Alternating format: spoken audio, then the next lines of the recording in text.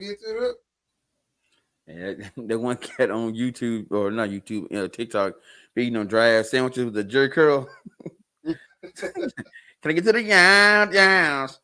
Hey, Shout us no all. matter what, the best sandwich clip ever gonna be. Why you just eat the cold, man? Why you need cold? I fix him. I fix him a damn ham and cheese sandwich. Well, he gonna heat it in the microwave. Why you need it cold? I bet when you get a whooping, I bet you cry.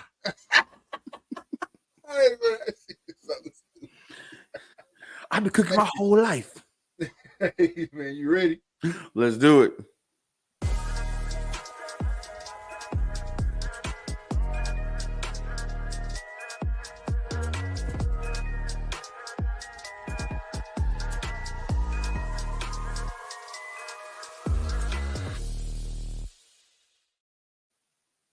Good afternoon, good evening, good night. This is season 6, episode 21 of the Reed Talk and Listen podcast. I'm your host, Nick Reed, along with my brother and co-host, Trey Reed.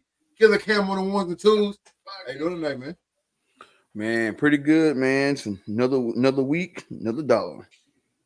Should we get something away tonight? What you trying to give away tonight?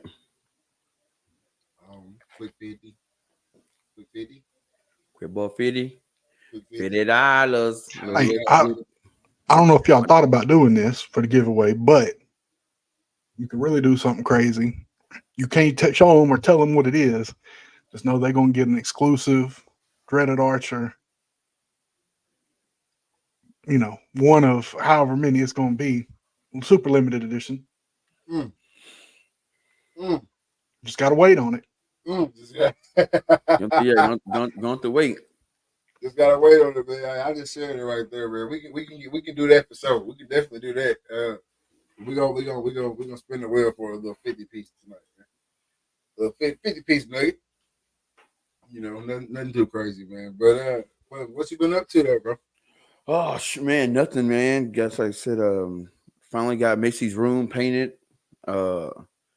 Just hanging out, man. Spending time with the youngin. That's about it. What's good, Derek? I see you down there in the chat, brother. What's up with it, man? But no, that's on point. I saw the pictures the other day. Y'all walking around, getting a little nature. And then also, I know you called me wherever y'all were that had all the pops. Oh, yeah, over at Last Stop. No doubt. So shout out to them, man, because they got a crazy selection. Bro. You talking about like the soda assortment? No. The pops, like to go on. Oh, the Funkos. Okay, Funko Pop. Funko Pop. Bro, I'm telling you, bro, they got a downstairs and upstairs, and it's just rows and rows and rows and rows of Funko Pops. But what makes it so dope is they know that people are looking for certain ones. So they got all they Marvel Pops in one section, all the Disney in one section, all the Star Wars. Nick, like The Office, they got all the Office ones in one section. What you call it? All the NFL, NBA Pops, they got those. Movies, they got them all alphabetical order. I mean, they got a collection. And then for like the really rare ones, you got to go downstairs, and they got them behind the counter. Them the ones that you're gonna spend a little change on. When y'all said Pops, I thought you was talking about something like you remember at Colorado, the Oso Cherry. Oh, the Oso Cherry. Stop playing with Kool-Aid could never. Yeah, Kool-Aid could never. No, we walk into a gas station with no gas pumps. And that's called a convenience store. It ends up being it's a gas station with no gas pumps. But it ends up being like a vintage assortment of candy and soda. Oh yeah, hey, about 2.5 hours from here, we got this place called it's like Jordan, Minnesota. They got the world's largest candy shop. You walk in, they got just candy on candy, but then they got a whole wall full of vintage sodas. You see like a soda from like a video game, like in New Cola and Fallout. Yeah, they got New Cola from like Fallout. They got the pop from Call of Duty. Shit you see in like movies and games. Yeah. They got actual pops in there. They got shit from all over the world. They got bags of chips and stuff that's, from Korea and Pakistan. And I'm like, damn, I didn't know they had chips in Pakistan. Damn, they ain't got chips. I was at the candy shop. No pity. Right. No, man. We walked in there and they got all this type of stuff, whatever. So we got a little assortment, and there was one called Oh So Cherry, and it was like if Kool-Aid did it right from the jump. Yeah. That's what it tastes like. It was good though, man. Hey, and I'm not talking about that white church camp Kool-Aid either. I'm talking about get it with your hot plate from around the way. Yeah. Church camp Kool-Aid. Hey, what's crazy is if you went to Vacation Bible School, if you around our age, everybody around our age, if you went to Vacation Bible School in the South, everybody know that juice and with them cookies, man. Hey, but it was that juice, but it had to be in that yellow, in that orange igloo cooler. You gotta go up there and get it. Hey, I think we lost you for a second. Who, me? Oh, there you go. No, I said it's gotta be in that orange igloo cooler. Oh yeah, that's what I'm saying. You gotta go up there and get it yourself. Yeah. And then you look on the ground and get the drip and the little stain on the wood. You always know the cats at the back of the line, they looking crazy, leaning it over, trying to shake it. Yeah, that lean. Help me get some. You gotta lean that joke. Y'all better hope that cool fall on you. Hey man, that's wild though. That's There's always that one. Put the lid back on it. I don't know what y'all trying to put in there. Put the lid back on. I'm telling. Hey, bro, no. Hey, if you just joined in, man, I don't know if you saw it or not, but we're giving away 50 in the chat. You gotta say something in the chat to be eligible to get the 50, man. This week we are starting. If you win, you cannot win the next whatever the next giveaway is. All right. So that way we can spread it around and everybody, we don't have the same person winning over and over again. All right. Doing it like that. We got a lot to dive into tonight. It's been crazy in the sports world, but even crazier right here in our own hometown. That boy pulled up the Eagle. Hey, boy. Hey, Kool-Aid never tastes sweeter than come out that bad boy. I'm trying to tell you, boy, it's like it did something different to it. Right here in our own hometown, man. Liberty Island Leopards went down to Austin and took the dub in the first game in the state tournament, man. So they will be playing for all the marbles tomorrow. If you got the NFHS, go ahead and watch it. If not, game day's keeping up and giving you inning by inning updates and stuff like that, man. Damn, it's crazy. Anytime a team from around here makes it, when you end up being in a city that has multiple high schools in it. Once everybody else is done and one team has made it further than everybody else, it's crazy how you start to see like what's supposed to be happening, right? The whole city getting behind that one team, who's ever out there. That boy Doty said, doing the best I can. I see you, boy. We see you out here, Doty. CJ said City of Champions, no doubt, man. Bro, I'm telling you, Texarkana need to be welcome to Texarkana, City of Champions, and then how they got all the individual state champions. They just have this one, just a bunch that have it just all together. No, that would be dope. I hope they bring it home and add another one to it. It's dope. We started to see like yesterday. I saw Will Middlebrooks had sent in a video.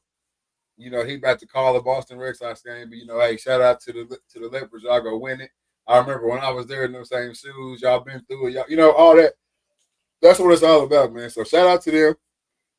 Shout out to Coach Zach Fowler over there, Ricky Rushing, and obviously the one and only Craig T. Jones, baby. Hey, speaking of, does his middle name actually start with a T? Is it really Craig T. Jones? No, it's not. Craig T, baby. Middle name is Charles or something. No, but shout out my guy, Coach Jones, bro. Anybody that knows me for real knows how much me and Coach Jones actually went through together, button heads and all that type of stuff back in when I was a knucklehead back in the day, man. So shout out to him. Y'all saw the comments on Facebook, have people coming on saying like what type of coach he is, what type of man he is, and all that good stuff, man. So shout out to Coach Jones, man. Shout out to the Leopards. Hope they go down there and bring that thing home. Oh What yeah, time I we playing think tomorrow? Coach Jones said he been in there 9 times. Oh yeah, he went like 6 back. He went like 6 straight, I think. And then went like off a year, went to another one, went to a different school, went to another one, came back to LD, went to another one. Now they going to another. So it says a lot about him. I mean, like it's the common denominator. That damn Craig T, man. I mean, it's a certain style. It's a style of baseball, and it's a style like I can honestly say being around him. He's the only person I've ever been around that made me want to be like, you know what I'm saying? Like that's how I want to be like. Like I want to act like that. You know what I'm saying? Like, Oh yeah. It just give you got a different, you know what they say, you gotta have that shit in your neck. You know what I'm saying? Like, it just give you that. You know what I'm saying? Just interacting with him and being around him. The same thing with Zach, right? You know what I'm saying? Same thing with his dad, Rick Fowler. You know what I'm saying? Same thing with Russian. Like they all from that same era. Yeah. You know what I'm saying? So like it just give you a different type of feeling when you play for a coach like that. You can't really explain it, but when you talk to the guys who've been through those type of programs, they all say the same shit. You know what I'm saying? I mean, I didn't play baseball, but I had Coach Jones at football, and let me tell you, I didn't like the hit, and he made sure by the time he got done with me, oh, not only do you like the hit, but he'll kill him. Anytime I see him, say, "Oh man, if you wouldn't have got hurt that year, oh, you led the state in tackles, but oh my God, man, I'll turn you to a stone cold killer." Coach Davis talking about, I don't want him to play offense. I said, "I forget that shit." he's a killer. I can see it in him. I can see it. No doubt, but he is also he's one of them coaches. He see it in you, even if you don't see it in you. If he see it in you, and he gonna get it out of you. You know what I'm saying? Like that's the standard. Whatever he see in you. Like this coming from a cat who got the lights cut off. You know what I'm saying? Because I wasn't making my times right. You gonna run them till you make them, even when everybody gone, and I'll leave too. You see? Yeah. I'll leave too and lock this gate. But you out here running since you want to play. CJ said the best coach I ever had. No doubt. No doubt. Top notch, man. So shout out to them boys. Hope they bring it home. It's huge. That's the best. That's the biggest stage you can get to, obviously, in the high school sport, the state championship. Hey, ain't no better feeling when you're jumping on that pile. Shout out my boy MG.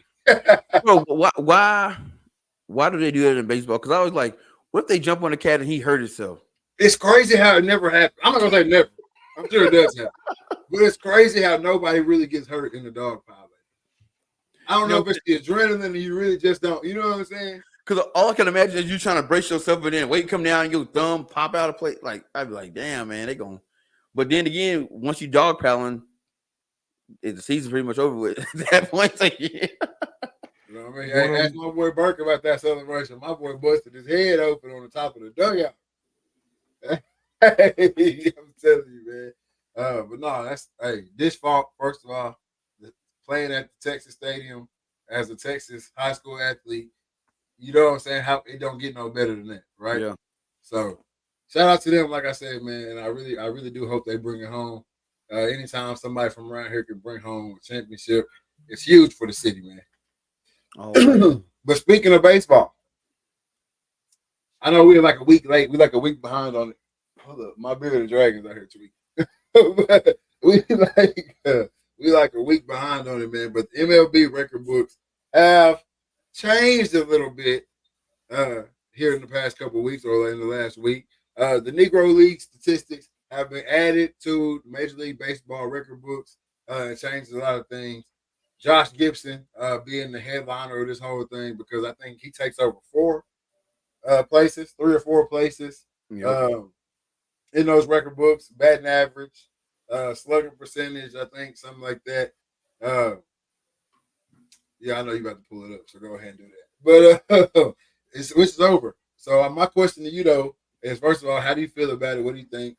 And then also, what have you been seeing? What do you think the world of the sports fans, how are they taking this? The sports, well, one, I think it's about time. Like you think about it, those guys would have if they had the opportunity would have done great things in the MLB, but unfortunately they didn't have that opportunity. Therefore, they had to play in a league that was suited for them. And not to say that it's not people are saying that, oh, it's not the same baseball, but when you read memoirs from guys from that era, they were saying those guys were just as good as us. You know what I'm saying? And it's a thing that I'm glad the Major League Baseball decided to do.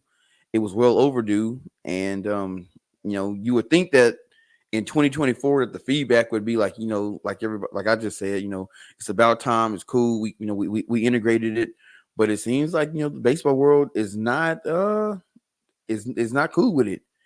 But it goes back to what we talked about the last couple shows.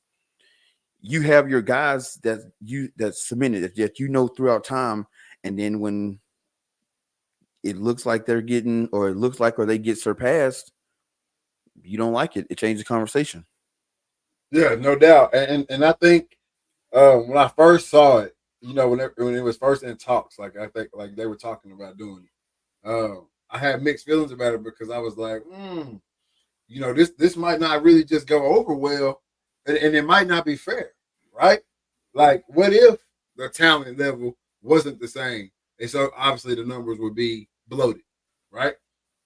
So I had to start doing my digging, doing my research, and like you said, I found a lot of stuff and a lot of things pointing to not only are these guys were as good as we were, but a lot of it was pointing to if we're allowed to mix and mingle, a lot of my friends wouldn't be here.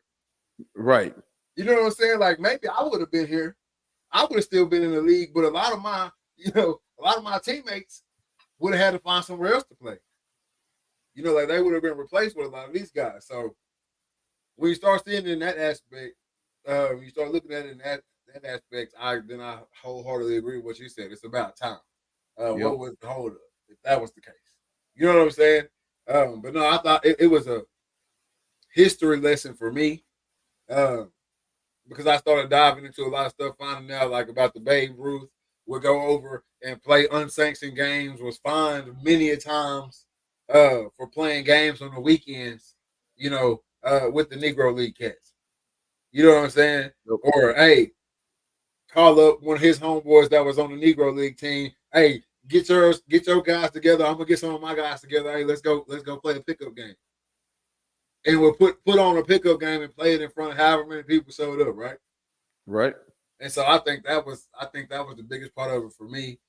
Just being a baseball, I grew up playing nothing but baseball. Getting to dive into that and reading that and seeing a bunch of guys talking about baseball and seeing the internet full of baseball. I think it was just a good time for me. It's been great. Oh yeah, I'm like you. It was definitely like a history lesson because when you hear about the Negro League, you only hear about like I've never heard of like Josh Gibson. I mean, you brought it up that they mentioned Josh Gibson in Life, and I was like, I don't even remember that. So I had to go back and look at the clip and like, oh snap.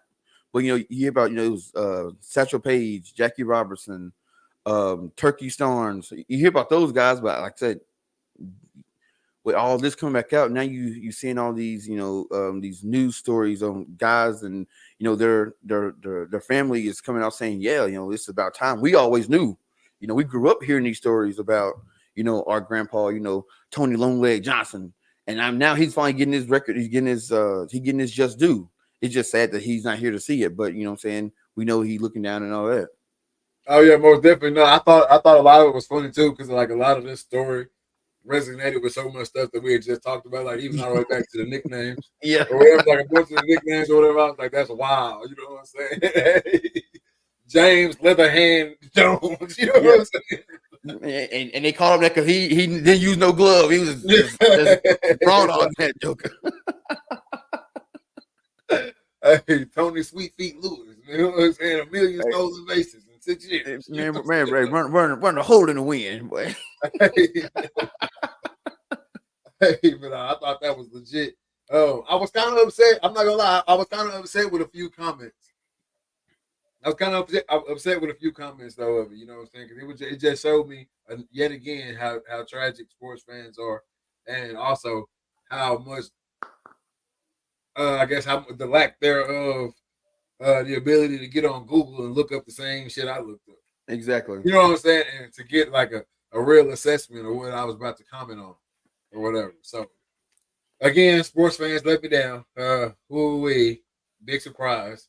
You know what I'm saying?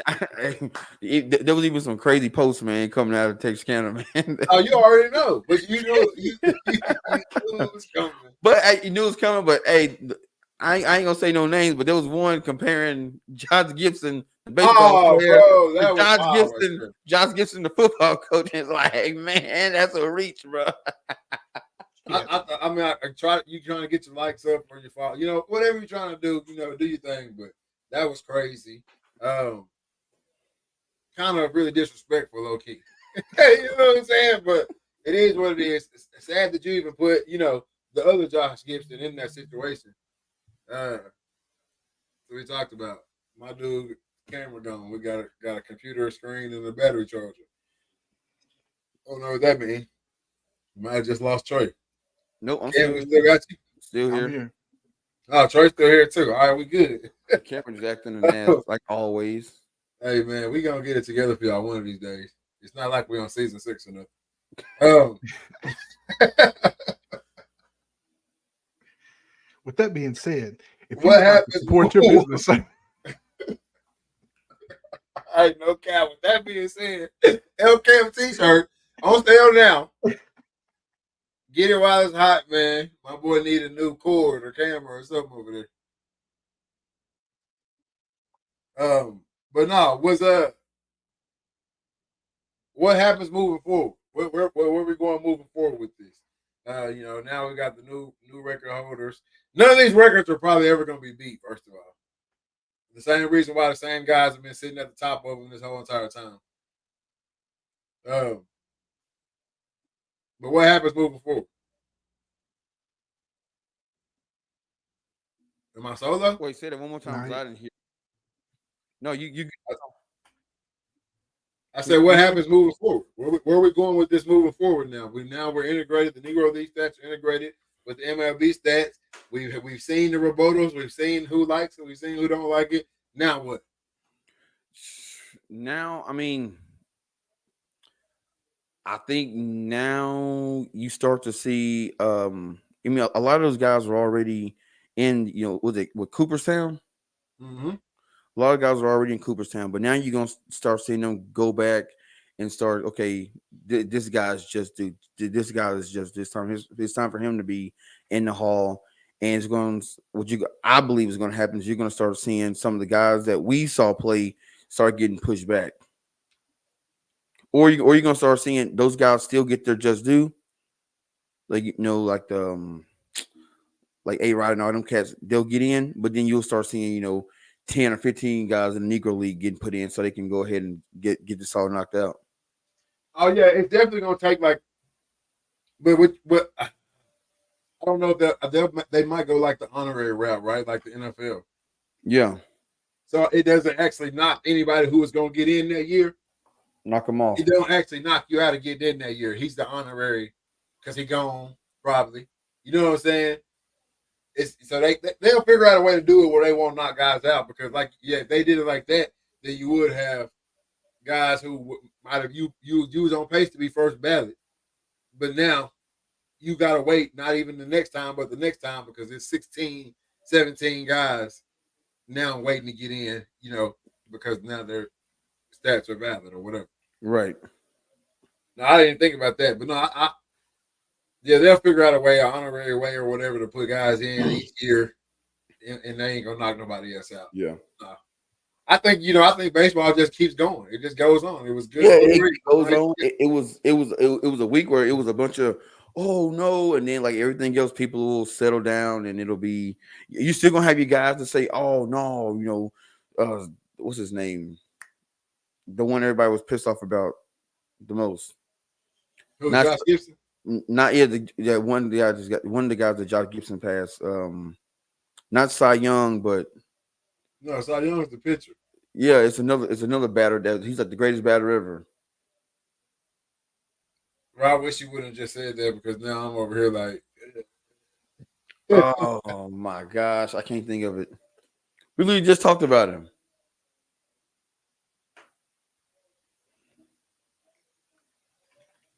Now I gotta look it up. Why would it bring me up the Minnesota Twins immediately? Like, who cares about the Minnesota Twins? Ty Cobb, God. Yeah, Ty Cobb. Boy, you trash for Yeah. that.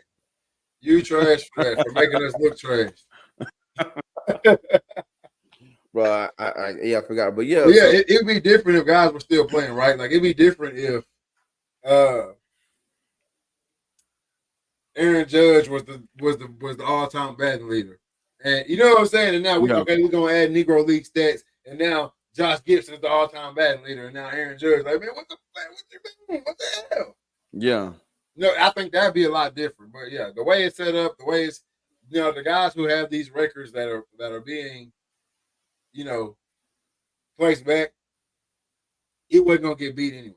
Yeah. Like what another guy's not gonna hit 375 or whatever. Like that's not happening in 2024. Sorry, they throwing 100. Everybody. Yeah. it is what it is. Like, hey, it's like I saw a meme where there's like, what if Babe Ruth came back and batted today, and he was like, I'm gonna show these young whippersnappers something, and then had to do pitching. What the hell was that?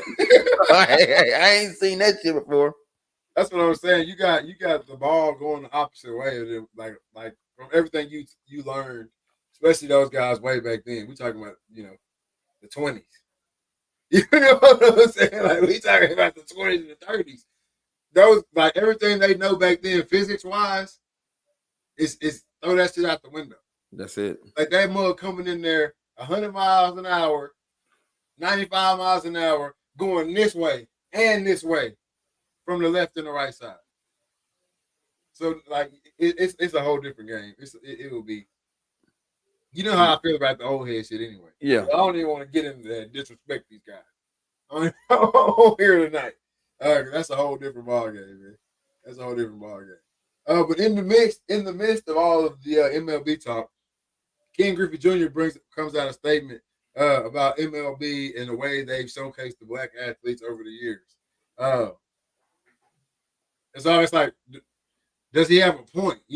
Has the MLB done a poor job of showing young African American kids that, hey, black men do play baseball? I don't think that MLB has done a bad job of showing it. I just think that that I hate to say this, it sounds so bad, but like when you're young and black, you really don't watch baseball that much because it's not an exciting sport. It's not flashy. You know what I'm saying? So you kind of gravitate away from it, and then there ain't a lot of guys that look like you playing, so you don't really get involved with it. And then the guys you think look like you, they look like you, but then they get to talking, and you're like, well, he ain't nobody talk like me, so he ain't black. He's black, but he's not American. You know what I'm saying? He's Puerto Rican or Brazilian or all that. So I think baseball just kind of deal with, like, we can't. It's a touchy subject. Like, how do we showcase just the American? It's not a touchy subject. How do we showcase what's not there? Yeah, but I'm saying, but how do you just showcase just American black? This is the thing right here, and I'm sorry that it's happening to Ken Griffey Jr. because I love him, right? But you the last one to the party, so it fell on you. Yeah, but it's the outdated old head ass statements that keep coming out, right? Like that's what we're dealing with here. Like the statement that Ken Griffey Jr. made was relevant when he was around, because when he was around, they were black guys. There were legitimate African American baseball players in the MLB abundantly, right? Right. All those guys were legitimate black dudes like me and you from places like where we from, inner city, all that, in the league playing baseball. All right, cool. But 2024, and probably for the past 15, that ain't been the case. Not at all. And it has nothing to do with the MLB not showcasing it, because like I said, you can't showcase what's not there. Exactly. All almost every young Black African American talent that has came in the league, like on some first rounder, second rounder in the past 10, 15, hasn't really made it, you know what I'm saying, to that level. Status. To show them. Yeah. But even before that level, like you said, baseball is not a flashy sport.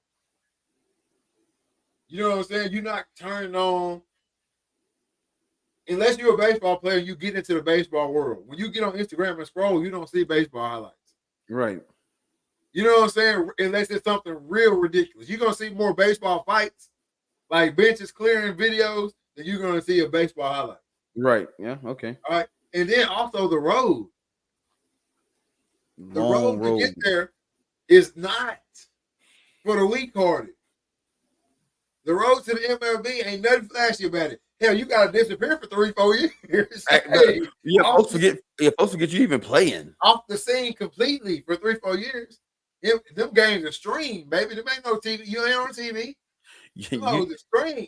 And the only people streaming them is people that probably living in a hometown and watch and can't go to the game. You living with somebody, you living with a random host family and shit in a podunk ass town. Yeah. Sioux Falls, South Dakota. The road to get to the MLB is not. It's not like, look, you know what I'm saying? For a few guys, the Max Holiday kid, you know what I'm saying? Like his road to the show obviously was, but like we talked about in previous shows, that shit was paid for him. Yeah. Pops did the work already. You know what I'm saying? So other than that, your road is gonna be hard. It's gonna be long. You're not top. Definitely, if you're not first round, second round, shit start getting wicked in the baseball world. You know what I'm saying? Shit start getting wicked. And then baseball also not a sport where you just gonna get out there and go hit 20 bombs in your first 30 games. And you know it's not you. It's the slump gonna come. Now I'm in the minors trying to get there now to hit a slump. It's just so much shit, right? And you've heard the stories. You know what I'm saying? You done heard the story. You see the shit. Your homeboys that went and did it. You know what I'm saying? Your white friends went to the league. Yeah. And disappeared. Shit, I better go catch this damn ball. Shoot, I'm gonna shoot some. Shoot some. Hey, they doing one and done over there. Hit this track or something. Come on, bro. And then nobody's rapping about it, right? Mainstream media. No rappers getting on there. No, but now I will say, today the baseball players starting to get a little bit more swag to them. You know what I'm saying? When you see them out and shit, they got some chains on. They wear like Odella Cruz. Yeah, they getting a little swag to them. You know what I'm saying? But even the base, but it's always been like this. The baseball swag only correlates to baseball players. If I see a baseball player at a restaurant eating with his family, I know he play baseball off rip. Street clothes or not, you know what it is. Yeah. It's not like that. When you see the football players out, you think he might be a rapper. Yeah. See, movie star. When you see the basketball player out, what might be a rapper, movie star, doctor. What is this guy? When you see the baseball player out, he look like your dad. It's just the name of the game. Ken Griffey Jr., you made baseball cool. Mm-hmm. But why? There's no you in the league right now. Where's the kid? The kid is Max Holiday. He's a white guy. Before that, white guy. Before that, Dominican. Before that, white guy. Before that, Puerto Rican. Where the last black dude that made it cool? Mookie? What Mookie made cool? Light skin, not getting you there. I thought Mookie was the man. Light skin, not getting you there.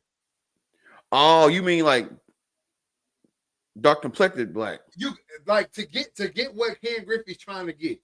To make his point valid. To get to the point, you know what I'm saying? To get to where he's trying to get to with this. Like we need to be showing black kids, right? Yeah. Where is that guy? You playing football. Thank you. So that's what they finna do.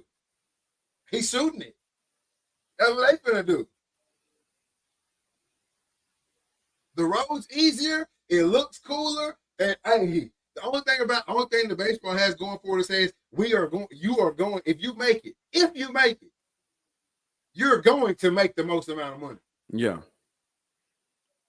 If you make it. It's the reason for that, though. Because everybody ain't making it. It's the reason why the NBA cats getting all that bread. 15 spots. That's it. 15 spots. Because, bro, how many players get drafted in baseball? Because they have like 100 rounds, don't they? No, they shortened their way down. But still, a bunch of cats get drafted. Yeah. A bunch. And you don't, like you said, and they disappear for 5-6 years, and all of a sudden they pop up like, oh, he spent 6 years in the minors. Like, damn, I didn't know he still play. He coming out, he got drafted at 19, and hell, major league debut 35. Hell no. Drafted 19, major league debut at 25. That's still a long time.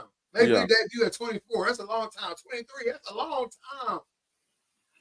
That'd be like a guy getting drafted in the NFL. You know what I'm saying? He get drafted in 2020. Oh, it's Jordan Love. Yeah.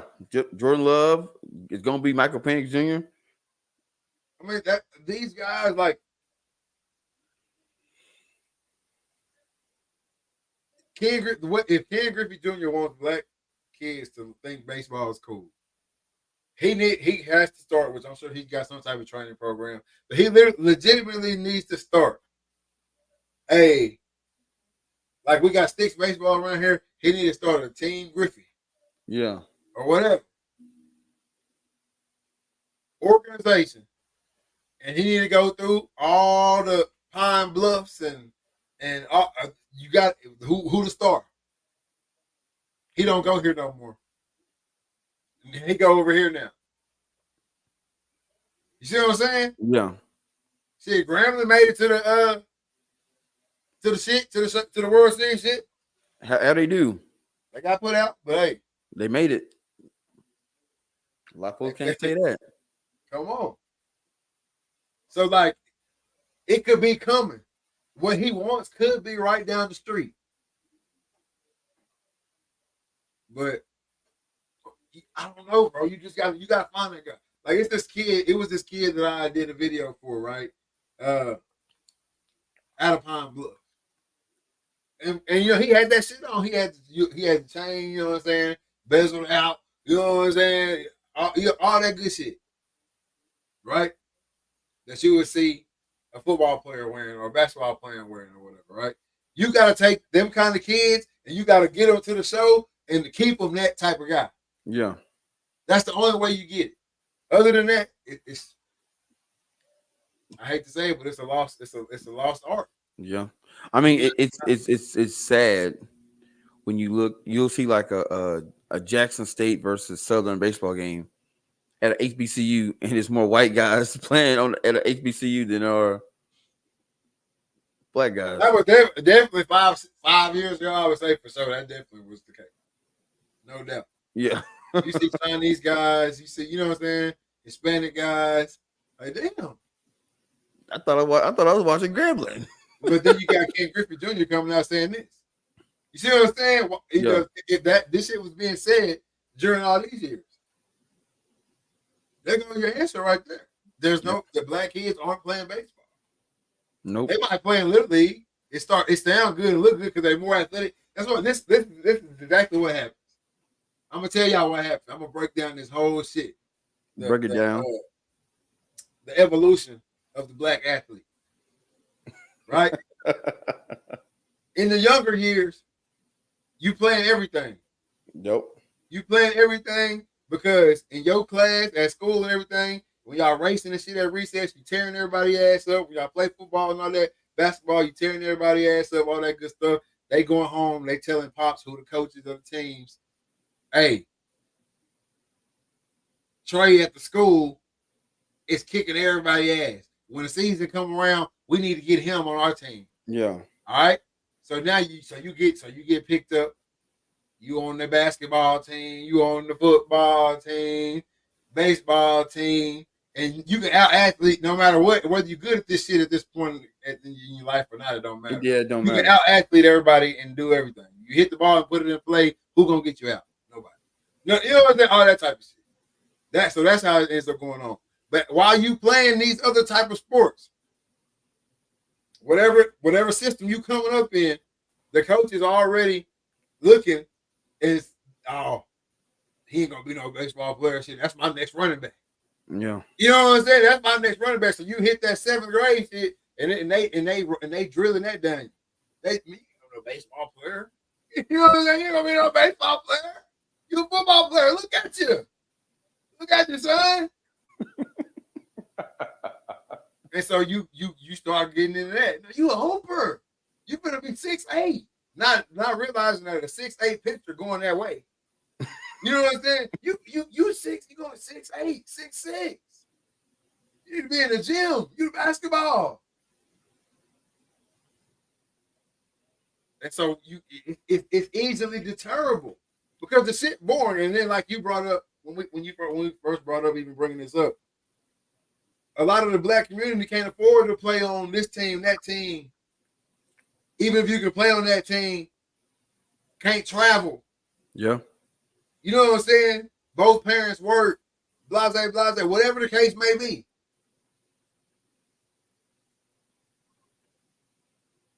So that's knocking out. You know what I'm saying? That's knocking out a big select. Because if I can't play the good shit, I don't want to play. Be on the 7-on-7 team. That shit free. Exactly. You know what I'm saying? They telling me they paying for everything on the 7-on-7. So like that's all, like in AAU, like all that shit, AAU basketball, 7-on-7 football, all that shit has been made accessible for the inner city athlete. AAU, some AAU teams got the fly shit on, but how many AAU teams out there in the reversible practice jerseys? That's it. A bunch of them. Getting busy. Our 7-on-7 teams got the flashy, but how many of them out there if we just in white shirts, black shirts, red shirts? The shimmer. On your ass. Go to a legitimate baseball tournament and tell me what they wearing. Mizzou, what's that brand? Stitched on. What's that brand called? Your number, stitched on. Mizuzu, Easton. Mizuno. Yeah, Mizuno, Easton. Oakley shades. That's the difference. If I can't play that type of baseball, I'd rather play football. I'd rather play basketball. Yeah. It's the same thing with all the, I would say baseball is even like, you know how they talk about like designer dogs. Like it's easy to go out there and get you a lab. It's easy to go out there and get you, you know what I'm saying, a Rottweiler, you know what I'm saying? But when we start, well, back in the day, now Frenchies, you can damn near get on Facebook and get you one of them. But like when the Frenchies started being a thing, like that type of dog, like a husky, like all these like different type of dogs, doodles, you know what I'm saying? Like dogs that you can't just go buy. You gotta find somebody and know somebody. You see what I'm saying? Baseball is now in the mix with soccer. You know what I'm saying? Hockey, lacrosse, designer sports, where you don't have to do something extra to get away from the crowd. Yeah. And so we're gonna keep. That's how we keep it. Yeah, bro. Hey, right, bro. Prime example. You just mentioned it. Lacrosse. I went to a college and they played a lot of lacrosse. I went to a lot of lacrosse games, and I can tell you there was one black dude. No, it was two black guys. One played at Navy, and another guy, I think he played at Ohio State. That was it. Two. But and I even asked, like, man, like ain't a lot of black folks that play this. And my buddy K Norris, he said, dude, it's really expensive. Because you got to think about all the gear, the sticks, and there really ain't no like little leagues. It's straight up travel teams. So it's, you know, you in Maryland and you got to travel to California for a tournament. And then you leave California, you're going to Florida for a tournament. And you leave Florida, you're in Georgia, to New Jersey, New Jersey to New York, New York to Michigan. It's like that. That's how, and it's a lot of money. The gear's expensive. Those sticks ain't cheap. You're gonna break a stick maybe every other game, if not every game, depending on how aggressive you are. and then you growing. So you start playing when you 5. Well, hell, by the time you 6 or 7, you need a new helmet, you need new shoulder pads, and that's every year. And like I said, it ain't cheap. And that's what I'm saying. Like, and that's what keeps those sports mainly the people that play them, right? And Whether like it be golf. demographic, like hockey, you can say, "Oh, it's because they play hockey up north." You know, you have hell no. If they wanted rinks in these gyms, there'd be rinks in these gyms. Exactly. you know what I'm saying? Like that ain't the only reason why. It's not always geographic, right? But it's the cost. It's the cost. It's the where we gonna put it at. How we gonna, you know what I'm saying? Like that's how you keep a sport from the athletes taking over that bitch. Yeah. We make it where everybody can't do it. We ain't saying you can't do it. We just saying you ain't gonna be able to. Exactly. Like it's harder to do it than it is to do the other shit, and that's where you get it. Ken Griffey Jr. Break it down to the common sense level, brother, and it's gonna give you all the answers you want to get from it. and if you want to change that, the only way to change it is be the change. The only way to change it is to start literally a program where you snatching cats from an early age. You see them, he's the potential. Get them, take them, and make them baseball players. That's what they're doing with the Dominican cats. Oh yeah, straight up. They do it. Even the league. A Dominican cat is eligible to be drafted anytime. Anytime. Huh? What you mean by that? Bro, me and you, if we coming up through the ranks and we in America balling out at 15, 14, 13, we got to go through the college. If we can get drafted straight out of high school, we got to go do college and then go to the pros, whatever. They can't touch us, right? Parents take out loans to cover kids' sports. No doubt. Yep. No doubt at all. But look, check this out. A Dominican cat, a Puerto Rican cat, whatever, 13, 14, they can draft him on like some like supplemental plan type shit. Bring him over here and basically train him from 14, 15 to now when he 18, he in the club. And that's all he know. Now think about if they go get a 13-year-old off the corner. Out of Rose Hill. Been playing baseball in the little leagues, Dixie, all that shit coming up. You know what I'm saying? They go get him. And now the next 5 years is straight ball. What that's gonna look like? Gonna be something else. That's all I'm saying. So that's the only way you're getting it, Ken. That's That's it. the only way. It'd be a sight to see. I love it. But that's the only way. Yeah. That's the only way, man. The other two big sports are just way, way too accessible. Yep. I can turn on the TV at any moment, and somebody, you know what I'm saying? Like I'm going. It looks like I can go do that. Yeah, and I don't need a bunch of people. I don't need to get a group of people to play. I can play by myself and get cold. Exactly. I can go outside and put up shots. I can go, you know what I'm saying? I can go to the field and work on my footwork and all that. It's only so much other than that little shit you're gonna be able to do for the baseball. So at some point, somebody's gonna have to hit it at you, and somebody's gonna have to throw it to you. So I hate it. I hate that it's like that. All day when I've been thinking about that since you brought it up. You know what's wild is I remember reading an article a long time ago when that movie Hardball came out. Yeah. And they thought that was going to be the catalyst to get more black kids into baseball.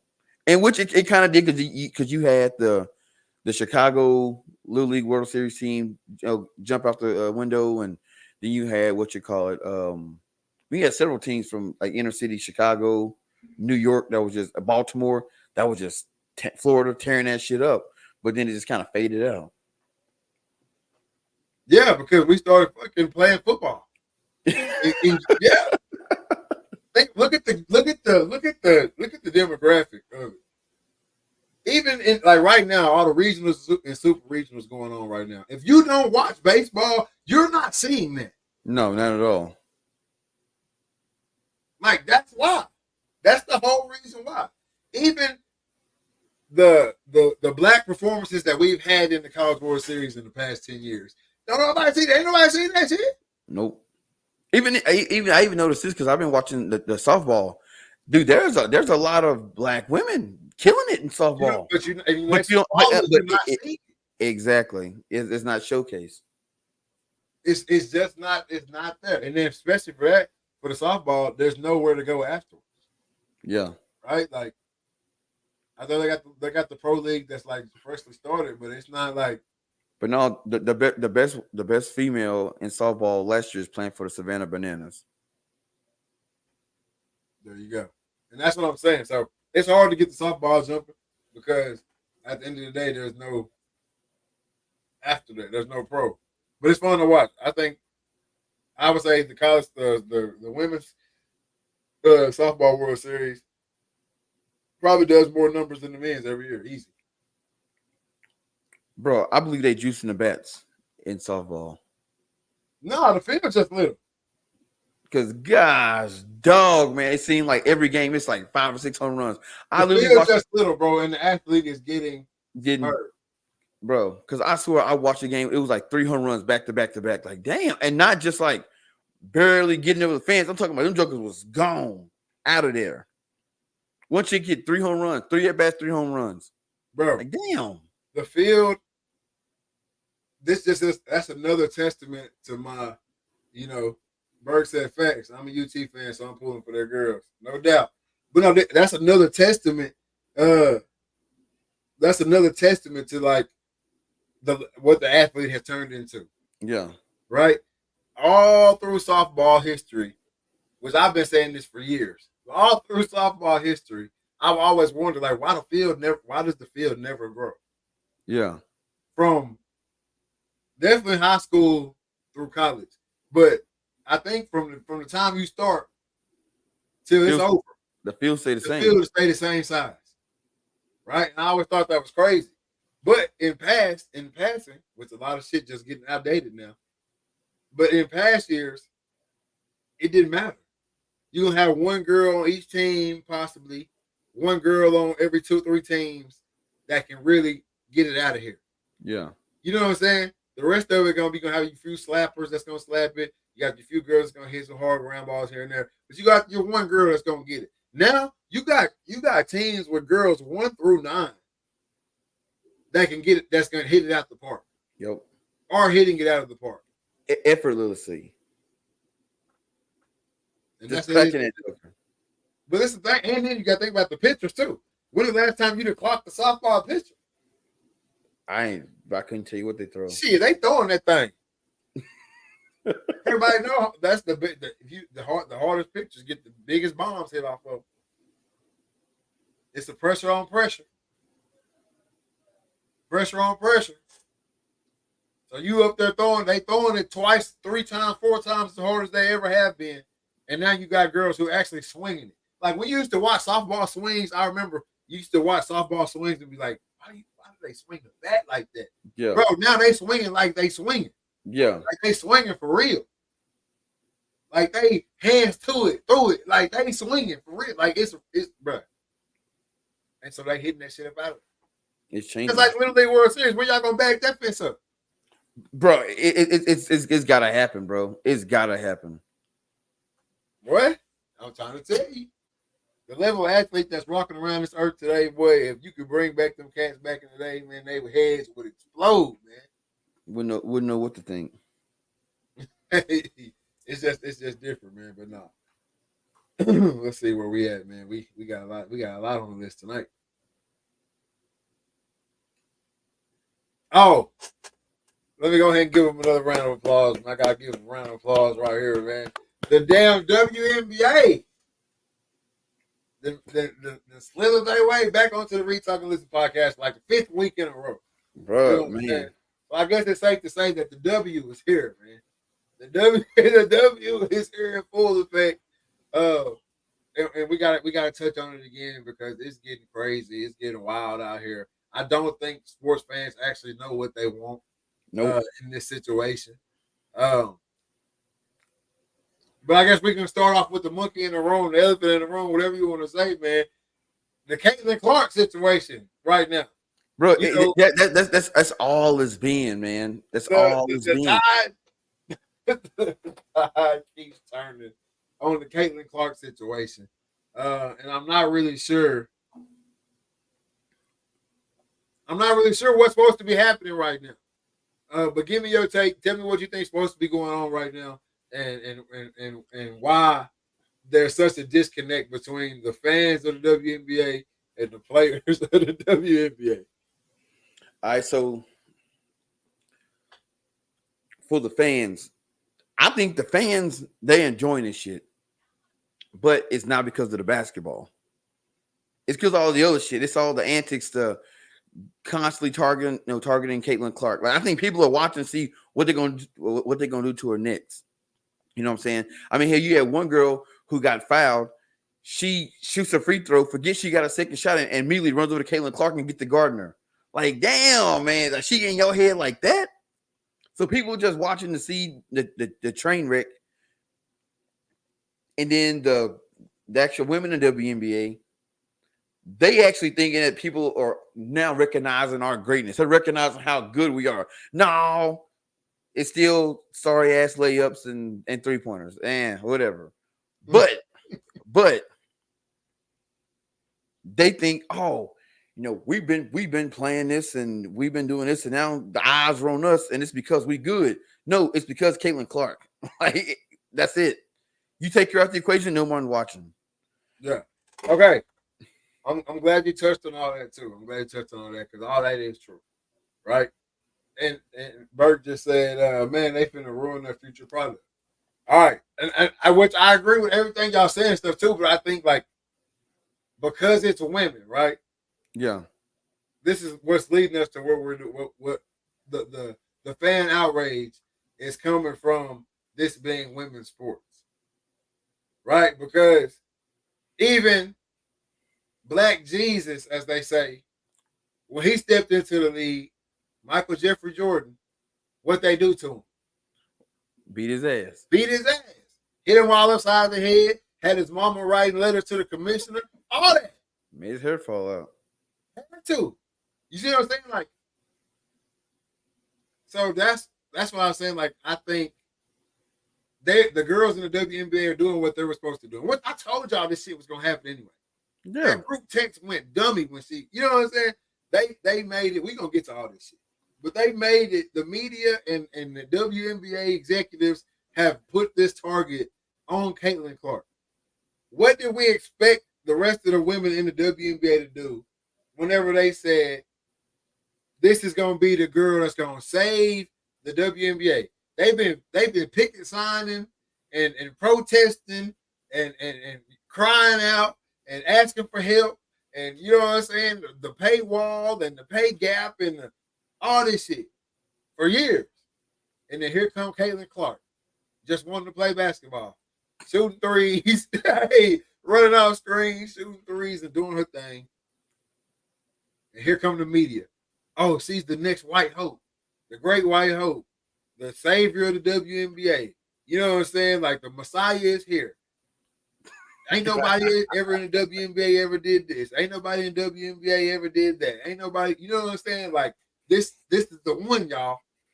Not the MVP from last year, not the rookie of the year from last year, not the number one pick from the year before. None of that shit. No, nope. Not the 2-time back-to-back champion aces. None of that shit. Don't none of that shit matter. This is the one. All right. Indiana Fever, y'all got the first pick. Y'all getting Caitlin Clark. Hey, we finna put all y'all teams on TV, and we know y'all ass. Yep. And that's the crazy part. We finna put all y'all teams on all y'all games. So now everybody else in the league, we can't. That agent shit probably the best player. No doubt. But we finna put all y'all games on TV. Not the defending champs. The Fever games are all going on TV. All right. So now that's strike two. That's strike two. Then they come in. Oh, we can't have Caitlin Clark walking through the airport. Yeah, shit. Hey, I remember back whenever they was making their asses get on the regular planes, and your ass couldn't even take off work if you was pregnant. She gets bum rushed in the airport, and now we all flying private. Yeah, you sitting next to me. I'm flying. You sitting next to me on the flight. That's what I'm saying. So now, because she gets bum rushed in the airport, now we flying private. So now she gets special treatment too. Oh yeah, we got something for that. Yeah. So that's what we're seeing on that. Then now I'm gonna address everybody saying, why is nobody on her team coming to the rescue? Because they hate her ass too. What you mean? Yep. They hate her too. You got the former number one pick. That's what everybody keep forgetting. The former number one pick and rookie of the year is on her team. Don't forget about that shit. And don't get talked about. This is Caitlin's team. Hey, I'm just a reporter. All right. I'm just letting y'all know what's really going on out here in case y'all ain't keeping up. I'm just here to tell you. I'm just here to tell you, baby. Hey, so now her own teammates hate her too. Think about this. In their first win, I think she had like 5 points, 8 points, or some shit like that. ESPN, not college basketball, but WNBA Instagram. Them motherfuckers posted. The Fever get their first win with Caitlin Clark's picture and her stat line, bro. Other girl had like 32.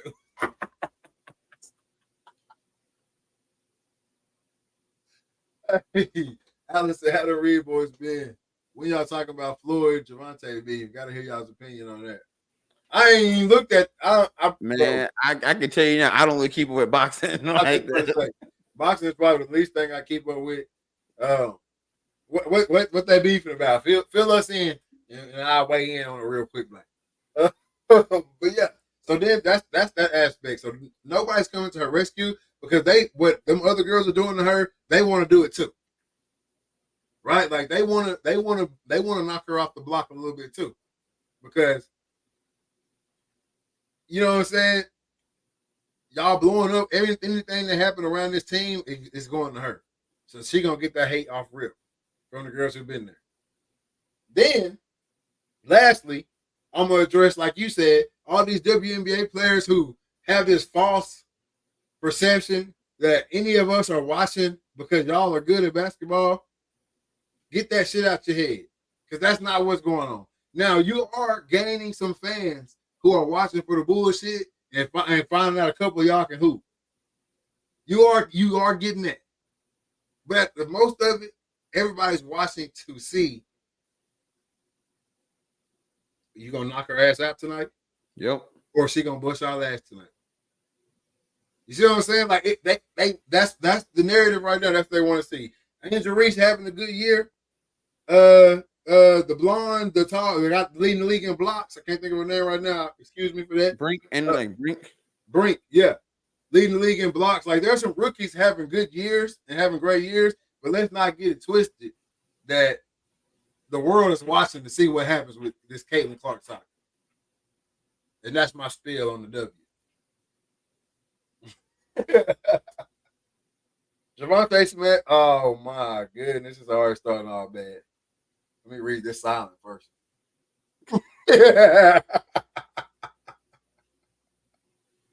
Oh no. That's wild, man. Hey, you don't play with nobody's kids. That's all I can say about that. I can't even speak on that. He got good luck. You gotta get through about 2 or 3 bodyguards. Even regardless of the bodyguards. Regardless of the bodyguards. Hey, how many he went 50-0? 50-0. You gonna be 50-1? That's all I'm saying. That's all I'm saying, bro. That's like the one person on this earth that like somebody be like, I'm gonna knock your ass out. Okay. You know what I mean? Right. Yeah, get in line. In fact, I done gave people millions to try. You think you gonna do it for free? Man, I don't know much about this beef, but I can tell you this. Maybe this is a beef to get Floyd back in the ring to fight, because rumor has it them cats over in Dubai had him hemmed up because he owed them some money and they wouldn't let him leave. Floyd ain't broke. I'm not saying he broke, but he might be rich people broke. He ain't rich people broke. Ain't no way. Ain't no way, bro. I know they say he illiterate and all that good stuff, but ain't no way, bro. I hope that not. man says on site. We all know Floyd walked around with 3 bodybuilders.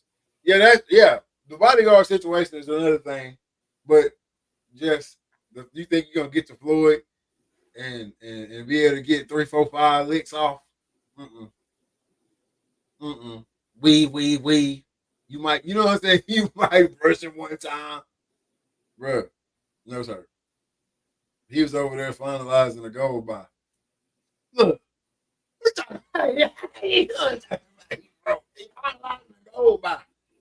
I'm just saying what I heard. Hey man, I just know. Look, Gervonta Davis, Tank, whatever it is, man, you messing with somebody's kids, bro. But if you are, if this one, and there's another thing I'm gonna say. If they had posted a picture of you and Diddy in the bed together, ain't no reason to get mad now. Hell, you did it. You was there, yeah. You did. So what? You gonna knock him out because he told the truth?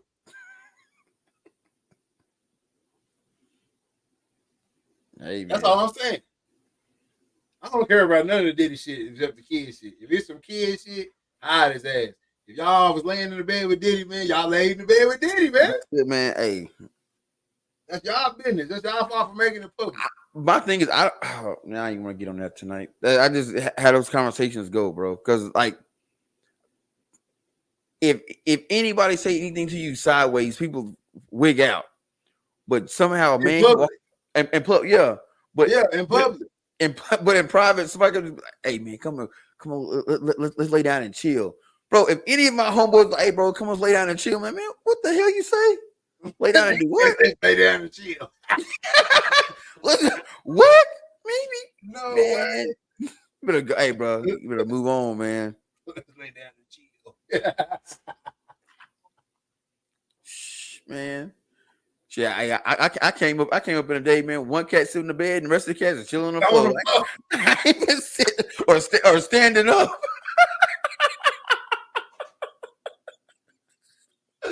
Hey, stop playing with this. Shoot. Hey, bro, that's what I'm saying, man. So if you ended up in that situation, bro, I have no remorse, fam. You a whole boxer out here. That's it. You said you better sit and y'all finna lay and chill. That's what I'm saying. That's the type of question to get your ass slapped off for real. Sit on the same bed together. No cap, man. Y'all sit on that floor, pull that chair in here from the kitchen. That's it. Or a cat be right in front of cat sitting in the bed, one cat standing right up in front of the TV. Right in front of the TV.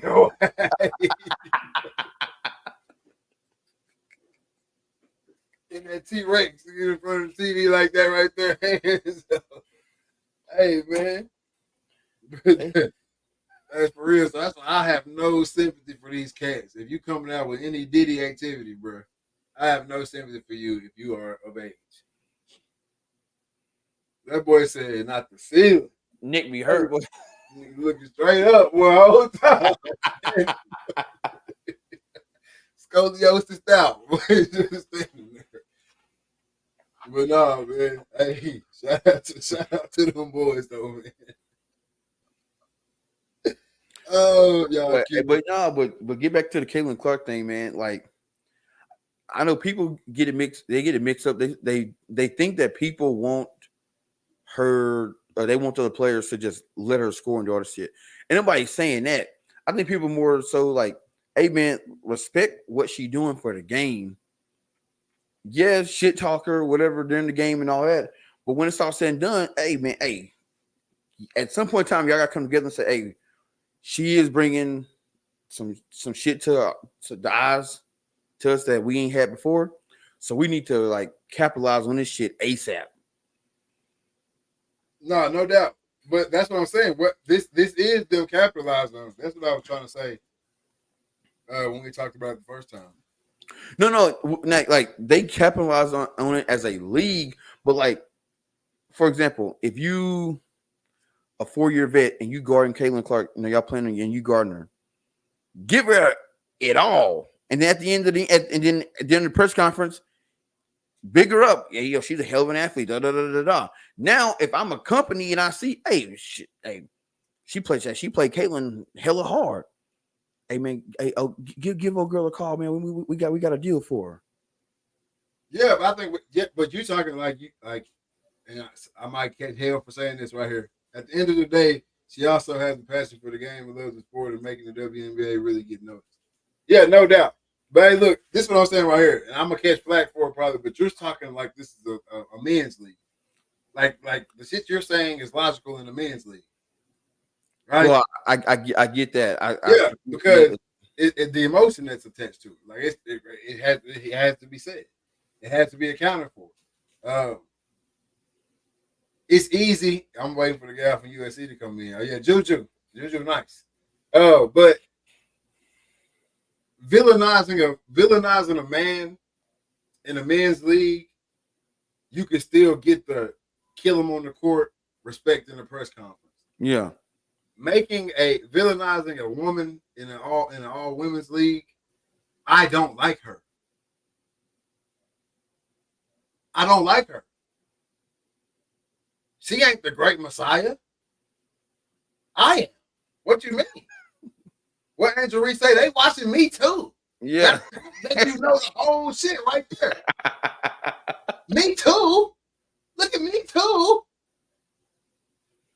That lets you know everything you need to know about the situation right there. They all sitting around saying, me too, me too, me too. It ain't no camaraderie. It ain't no come together. It ain't no, you know what I'm saying? Oh, she's going to make this league better. No, it's FTB. What you mean? Caitlin Clark. I'm Janiyah, whatever. I'm Asia, whatever. Like, I don't care about no Caitlin Clark. You know, like that's what we got to remember. We're using male tactics in a female organization. The shit don't really work like that. No. They don't care about the WNBA, just themselves and craving attention. What that sound like you just described? You see what I'm saying? Like, common sense reporter, baby. That's it. I'm just a common sense reporter. Common sense report with Nick Reed. Like, we got to think about it from that aspect, man. And that's where you get it from. So, all the, they going to have to, it's too late for that. We started off on the wrong foot. Yeah. We didn't bring her in as the helper of the NBA or the WNBA. We didn't bring her in as this is the missing piece to the WNBA. We've been building this machine and we couldn't get it quite right, but we needed one more cog, and this was the cog right here, Caitlin Clark. She's going to help this wheel spin perfectly. No, this is the wheel. Y'all been riding around on square blocks. Look at this round wheel. Look how well she spins. That's what y'all came in with. What woman has ever dealt with that? Not well. Okay, then. So what did we expect? And that's all I'm saying. Like, we're getting everything that we signed up for when we started the whole Caitlin Clark push. The bigger the WNBA gets, the bigger the checks. But that's what I'm saying. I think they still believe. And I think it still will happen. I ain't gonna lie to y'all though. She been getting beat like missionary Baptist church on Sunday. Go to that tree and grab a switch. No doubt. But she's still averaging what she averaging 20. 20. She's still averaging like 28 and 5 through the onslaught. That's what I'm saying. Like, the actual basketball, nobody's paying attention to because she's still pretty much balling for a rookie. That's it, man. And then you also they don't realize the more people watch, the bigger the paychecks get. You know what I'm saying? Like Alan said, they still don't understand that. They think it's a pay gap for. They don't think there's a reason for the pay gap. They just think that nobody like us, so they don't pay us. Not that the money ain't there. No doubt. No doubt. But that's what I'm saying. I think they believe wholeheartedly Okay, yeah, she brought the eyes in, but now they looking. So now they see me doing my crossover and shooting my shot. You see what I'm saying? But like I was saying before the season even started, some of y'all don't even have fan bases. Yeah. So what makes you think when she not in the building, they still coming to watch you? Now that's big. I didn't even think about that. Some of y'all don't got fan bases. You don't even have a fan base to be there if she's not around. So old girl made the comment, oh yeah, she shoot deep threes. Besides that, what does she bring to the game? Us. The people you talking to, they weren't talking to you last year. Exactly. You see all these microphones in your face right now? There was 4 of them out there last year. That's what she's bringing to the table. So like that's like a false perception that these WNBA players is that fact because even though the Fever 0-1,000, they still have a 10K plus in the team. Sold out. Sold out. Sold out. Bro, the Fever probably one of the worst teams, but every game is streamed on Amazon Prime. They get watched more. Exactly. They get watched way more than any other team. You got the Aces. Have they even lost it yet? Yeah, I think they lost 1 game. I ain't seen them. Except when they played her. That's it. Hey, that's a whole different. That's what I'm saying. Like when you get down to the nitty gritty of it, like how can you even sit up there and make that statement unless it's just pure emotion? Oh no, they 5-2. 5-2. But unless it's just pure emotion, unless you just strictly rolling off emotion, how do you even sit up there and make that? What else does she bring to the table? Are you serious? How did you get here tonight? PJ, just because of Caitlin Clark. It's wild, man. And you notice when old girl got up there, I ain't answering them with Caitlin Clark questions. Ain't nobody have shit else to say to her. Well, I got 10 of them. I got 10 of them in the bank. So I was gonna ask you. You think she's playing well? How she play against y'all tonight? Did you guard her? Yeah. That's all. How'd you prepare to guard Caitlin Clark? You ain't answering no more questions. Yeah, you ain't answering no questions about who? Bring the coach out. Caitlin's coach. Yeah, man. I know they lost. Bring her. Okay. We ain't seen no other WNBA coach yet. Nope. We ain't seen one yet. Nah, bro. It's sad because the head coach of the Ace, she from Sioux Falls. No love. They still she done won back-to-back titles. They got Caitlin Clark billboards in that bitch. Man. I'm already knowing. Bro, when she won it, you know, normally if you a coach from a town and your team win a championship, they got the billboards. So congratulations, coach, and you get the trophy. Caitlin Clark beat our coach. It was another day in Sioux Falls. I'm trying to tell you. Man. Oh, I almost skipped over this part right here, man. If anybody else in the chat got anything else to say about the Caitlin Clark thing, y'all can bring that up. But I wanted to hit on this before we get up out of here, man, because it's that time of year again. The high school summer workout post. Right? It's that time of year again where everybody hops on the bandwagon and starts going crazy with this crazy shit. I don't understand it. You know, when it get hot, that's when everybody when the stupid come out. So a lot of people going crazy with this. And it's like, should summer workouts be mandatory at your said school? Go. No, not at all. Because I know what post you're talking about, and basically for people who didn't see it, it's basically saying if your high school, if your school is having some workouts, you need to be there. Specialized training is cool, but it's supplemented. It should be supplemental, because teams are built in the summer. So be there, peer, some other bullshit, whatever. Here's my thing. That shit ain't for everybody. That statement is not for everybody on the team. One, I don't. If you're a star athlete at your school, hell, if you got a couple stars at your school, and they decide to go do something else, you ain't gonna give up your season to prove a point to not let them play. So that's one. It ain't for everybody. Two, it ain't. It's not. I guess it's not needed. Yeah, show your face. You know what I'm saying? Come to a couple workouts if you decide to, but those little bit workouts you do is not gonna make or break your team for the year at all, because your star athletes, they don't gain respect from the cats coming to summer workouts. They gain their respect by kicking ass on the football field or whatever field or arena you play in. This is where you gain their respect. That's it.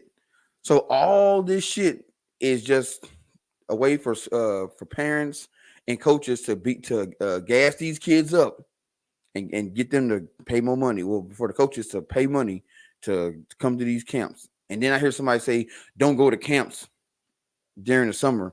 Work out with your team. Go to camps during the school year. They don't have camps during the school year like that. And if you're that guy that you're that guy, you going to camps to get noticed. Because don't take your ass to a camp and just go to your high school workouts. Your ass, if you a 5-star, miss three summers worth of camps. By the end of your senior year, your ass gonna be a one star or have no stars, regardless of what you do in the field, because no one knows who you are. I think this is just another instance where we're gonna take a term that we used to use and we put it for every season, right? Yeah. The team is built in the off season. Y'all just switching the words around to fit your damn narrative, right? Like that's the thing. The team was built in the off season. Y'all taking off season and putting summer in it, trying to put a different spin on it. So what do you have to say about all? Because they didn't just start winning workouts. I mean, they didn't just start winning. State championships didn't just come around in the past 5 years, 4 years. Yeah. See what I'm saying? People been winning state championships since they started playing this shit. So what y'all got to say about all them state champions that didn't do the summer workouts? See what I'm saying? Like that's what I'm saying. Like the team is built in the off season. When we in that mug maxing out, when we in that mug bad, just like those bad off season days where don't nobody really want to work out, and the coach got to get on our head, or the coach walk out of there and the seniors got to take over and run the workout. That's the team building. Yeah. Not when we got the 6th and the 7th and the 5th graders in here with us in the indoors and the running around and shit. That ain't no team building because you in here saying rah, rah, rah, rah. That don't make me, because he showed up to every day to some workouts, do not make me think he finna get this first down on 3rd and 4. Exactly. Hey man, I knew you can get this first down because you helped me with that extra rep. It's not. That's not the way it goes. That's not the way. That's not the way it worked out. I get what y'all trying to say, but I also see the narrative y'all trying to push. Yeah. Make sure everybody comes to these summer workouts, or there will be consequences. But like you said, who them consequences gonna be for? Exactly, because they ain't for everybody. Because if 1 through 5 ain't in every summer workout, there ain't gonna be no consequences. Nope. Ain't gonna be no consequences. So it's just a bad saying to me.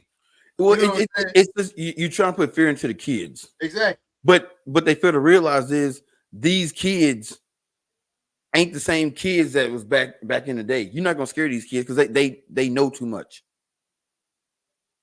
A lot of them do. But this how it's getting done though. Because you got it's like that image, right? Like we want this whole image that like even our best player is doing the little things right.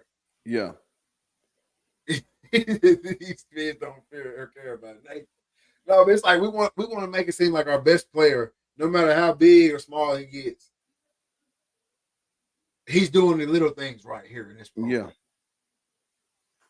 But they're not showing on the back end that you done brought everybody in the office and say, hey, if you don't come to these workouts, your ass ain't gonna play next year. You see what I'm saying? So you're forcing the image.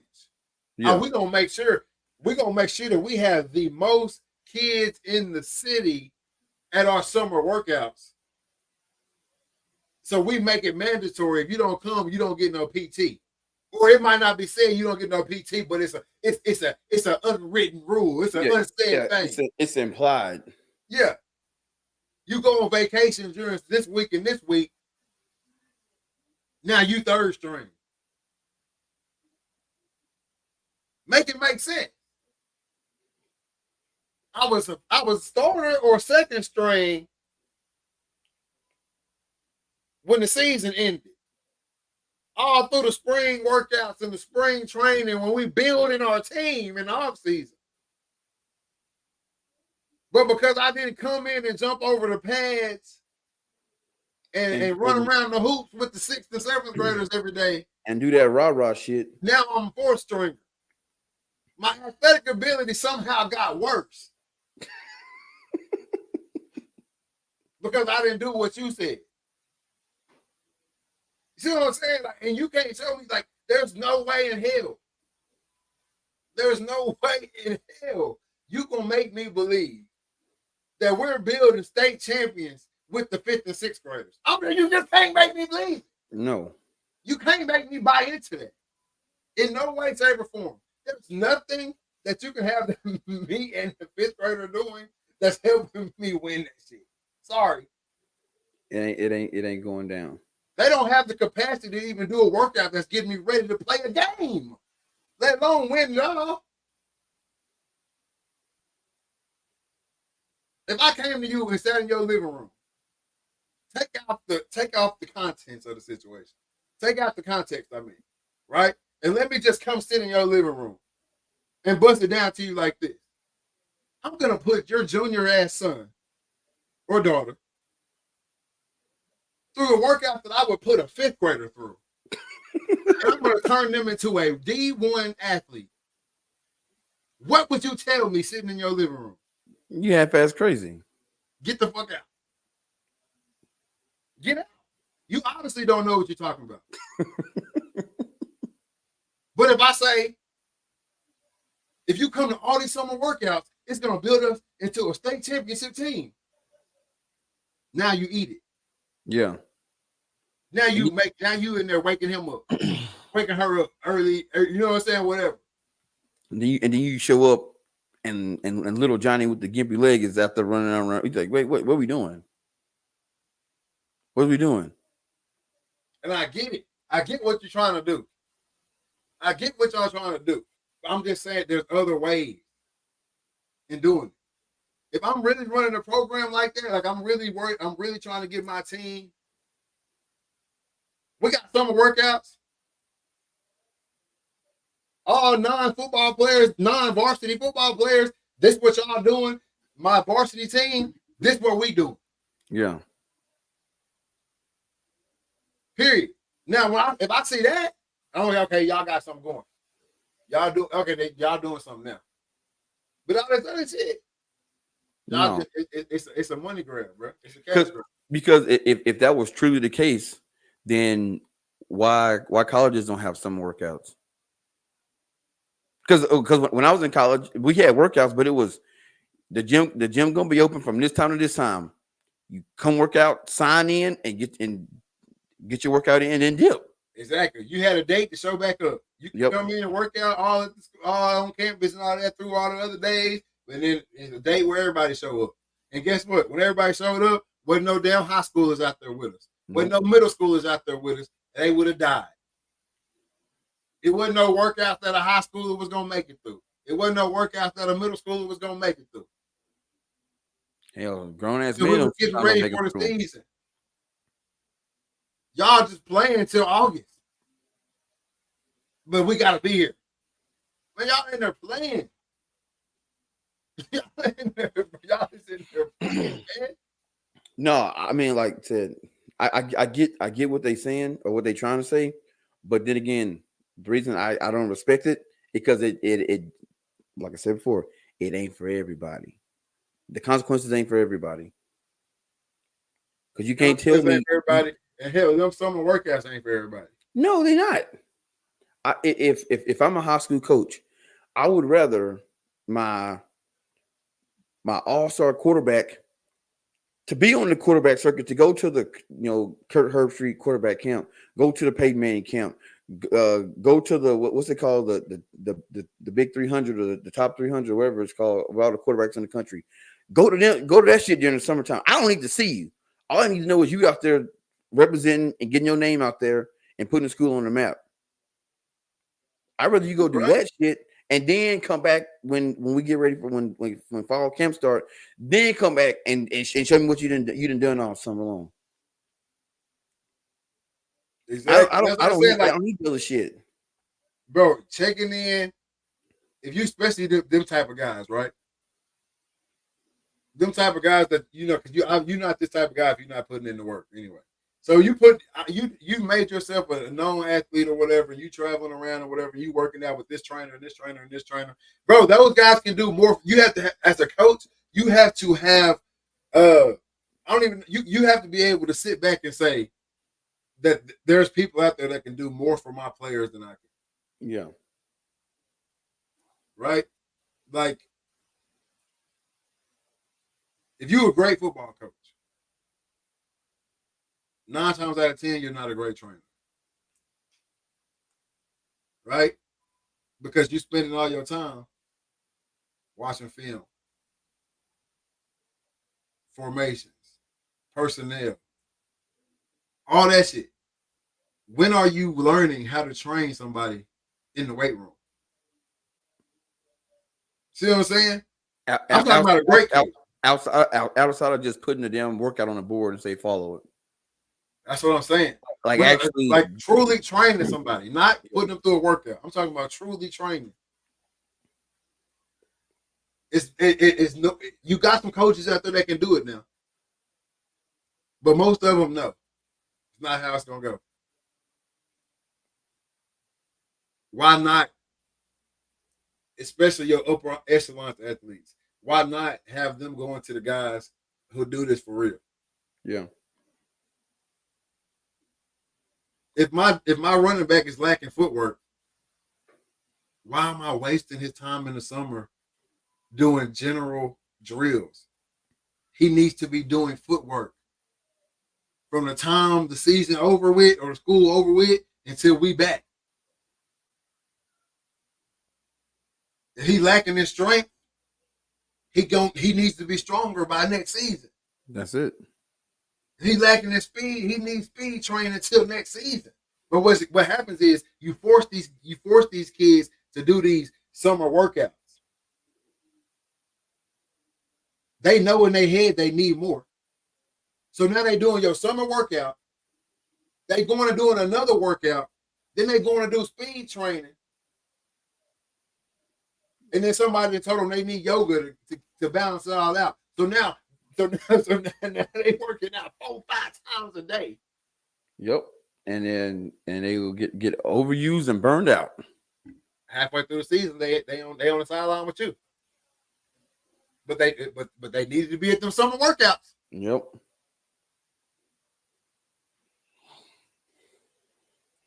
That's all I'm saying.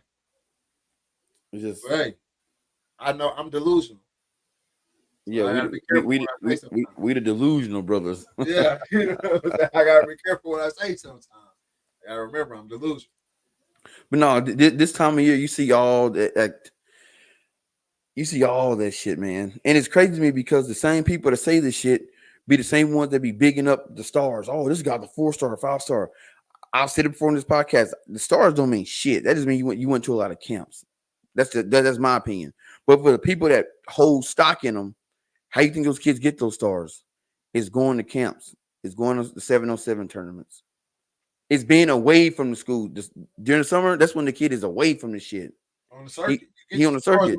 Everybody know that. That's it. The ones that's gonna go do some shit. Now I ain't talking about the third or fourth string running back or your third or fourth string quarterback. Have your ass at some workouts. Your ass needs to be there. But for my stars, nah, man. It was just like Southern Arkansas. We had a thing called Some Riders. Some Riders was after practice you go and work out. It wasn't for everybody. It was for some mule riders because some mule riders need more help than others. That's why it was called some. That's why the whole was called Some Riders. You know what I'm saying? And it was for people. Either you was underweight, you was injured or whatever, but that was your extra time to get a little workout in. You didn't see the stars went in there. Now, every once in a while, you know what I'm saying? The start and running back will pop up. You know what I'm saying? Hey man, what's good? Chat with you. Eating his chips and shit. Just showing face, encouraging. Yeah. His ass would get out there and working out. Yeah. And nobody thought less of him. Because you knew what it was. Hey, because I said the line yap period at SMU. Yeah. Hey, line yap period. You walk around the corner, you see your name up there on that board for that line yap. I know you've been tripping. You're something you slacking in. Yeah, exactly. You need a little extra. So come on out here. Hey, come on out here an hour and a half early to practice tomorrow and get this line yap. That's it. Get this line yap. That's it. But this whole thing is all teams are built during the summer. Champions are built during the summer. If you are a program that's preaching that the champions are built during the summer, then what the hell did your ass do during the off season? During off-season workouts? What the hell are you doing during fall camp? Bro, the team is built the year before, especially in high school. Yeah. The team is built the year before. When your seniors is done, when y'all get done with that last game, whether you won a state championship, knocked out the playoffs, didn't make the playoffs, whatever. When them seniors is gone, you go up there on the board and say, okay, we got this guy coming back, whatever, boom. We go into spring workouts and off-season training. That's when you build your team. Yeah. Because in the summertime, most of the summer, y'all not doing nothing. Y'all not football related, really. Y'all not really doing too much. Well, you can't. Exactly. So how do you team build? How do you build your team?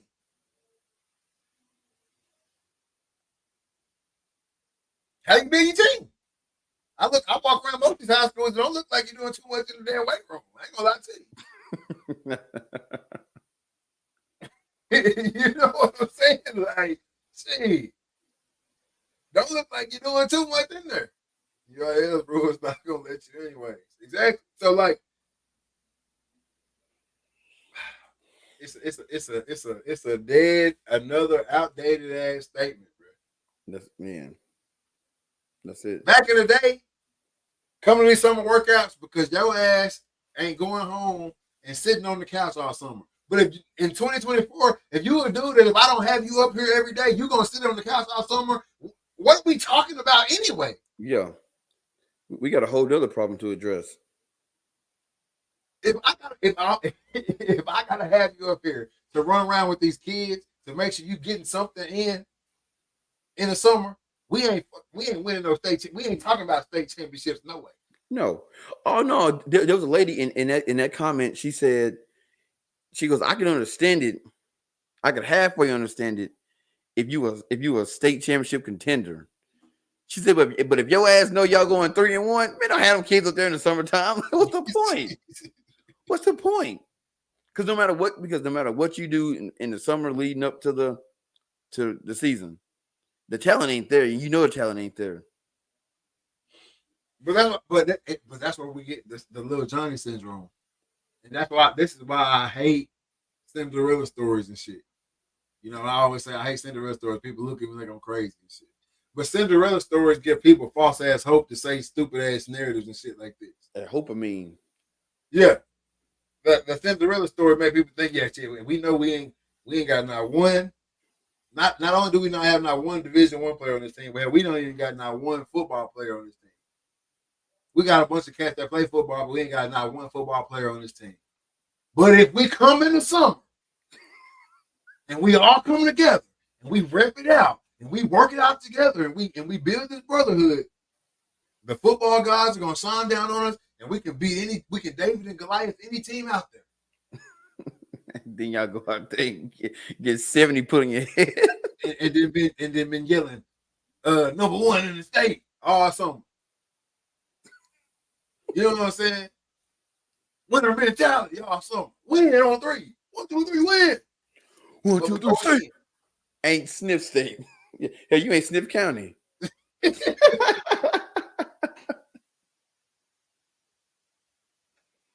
I'm just saying, 2024, man, we gotta do better, man. We gotta stop this shit, man. We gotta let these kids know, man. It's other ways to get it. Yeah, it's other ways to get it. True ways to get it. And I'm not saying that just because I'm a trainer. You know what I'm saying? I'm not saying none of this just because I'm a trainer, right? Like, train with me or not, it ain't. You know what I'm saying? My numbers is gonna be where they at forever. Exactly. It's changing nowhere. Right.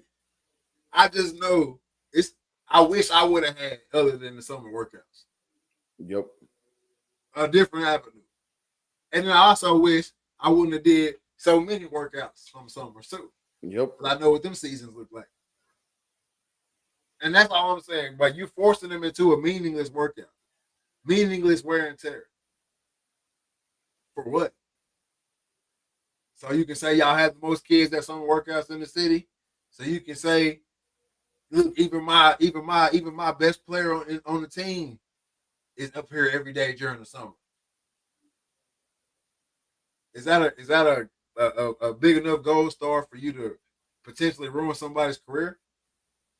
Bro, a lot of these coaches would rather have a star athlete, or rather have a kid that yes man that run through a wall and do whatever, instead of an all-star athlete that knows more for his career than that actually has a mind of where he want to go and do. They don't want that kid because that kid can't be controlled. He know too much. I'd rather not have him. I want the yes man. I want the kid that he'll go out and play every down if I tell him to.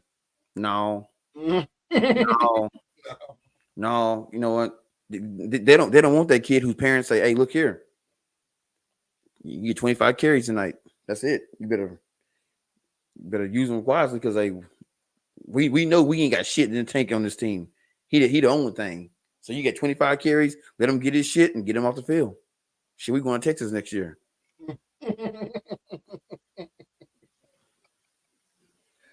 No, for real, man. But no, I just wish more parents was like.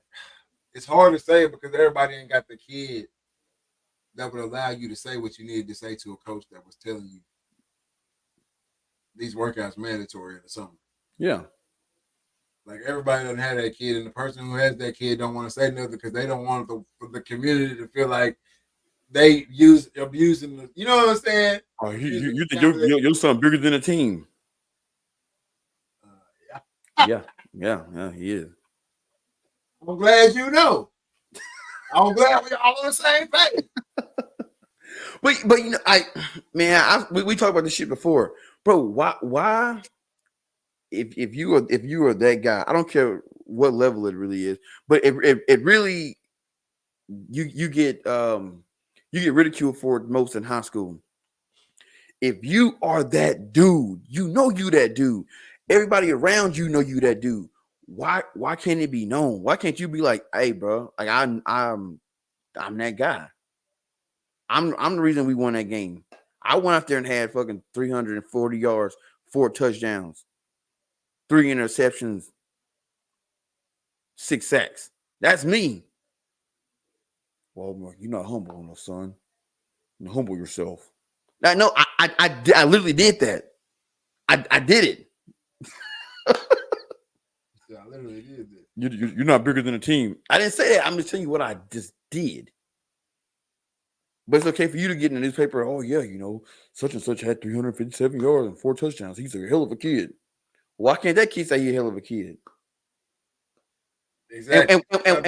And why can't you hold that kid to a different standard? Because guess what? When All these coaches say, "Oh, we're training our guys for the next level." No, you're not, because you're babying them all. You're making them all do the same shit. Guess what? When he gets to the next level, if that kid is that dude, guess what? He ain't gonna get treated like the walk on. He not gonna get treated like the 4th string guy. He not. So why not go ahead and let him do what he want to do when he in high school? You ain't teaching him shit. They do And it, but it's subtle. Do what? They do it, but it's subtle. Like you said, like they say it in a little different ways. Like you gotta be careful how you say it. You know what I'm saying? Like you can say, Javon Jenkins is the heart of this team. No, Javon Jenkins is the team. If he ain't there, y'all lose. Like you just said it in a different way. Yeah. Like, it's the same shit. Yeah, because just common sense. Let's break it down. He's the heart of this team. So if I take your heart, you ain't got shit. You dead, player. Literally. yeah. And that's what I'm saying. So they break it down to you in a different tone. But they still saying the same shit. You just gotta listen for it. You know what I'm saying? Or the coach getting the press conference. Oh, boy, I don't know what we do without Jamal Jones. Boy. You know what I'm saying? It's tough to win on nights without players like Jamal Jones. You're saying the same shit I'm saying. You just said it in a little different light. Yeah. You know what I'm saying? Not every day you see a player like, I'm glad he's on our team, but not playing against us. You know what I'm saying? Like, you saying what we saying? He's the best player on your team. Y'all be ass. You just saying it nice like. And so that's my whole thing. With like the humble thing, like I ain't never cared about you being humble. Nope. I ain't never cared about that. If you a running back and you done had, them crazy running back games where you see them we have like 12 carries, 375 yards, 7 touchdowns, or whatever. Whatever that player said to anybody on that field was deserved. Yeah. Whatever he said. And in that post-game press conference, I guarantee it, he got up there and said, man, it's all about my team, man. If my old lineman wasn't blocking me. Shit, 375 yards, man, they ain't blocking that much. When you jab step, dead leg spun, and took off for 50 more, wasn't nobody out there blocking? Sure wasn't.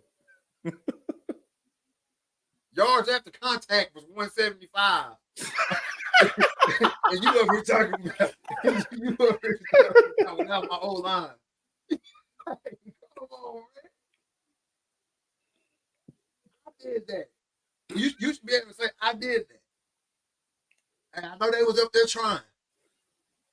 Shit, most of the time they was really just in the way. That's what I want to hear the running back say. But nah, he get up there and praise the whole line. Broke 6 tackles in the backfield. Praise the whole line. Beat a gas they head up. That's what I'm saying. Now everybody think they doing good. Without the whole line. If I was Emmitt Smith, I'd slap the piss out of anybody who ever say that shit about me. You could put anybody behind that old line. I'd slap the piss out of anybody who would say that.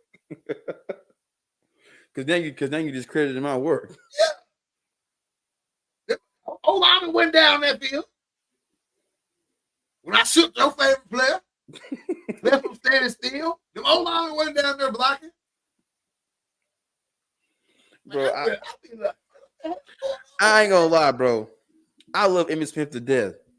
But go back and watch some Emmitt Smith highlights, man. That shit go back and watch any of them old niggas I like. It was nasty work, man. Nasty work. It's all nasty work. All watching old sports is nasty work. That's why they don't bring that shit up.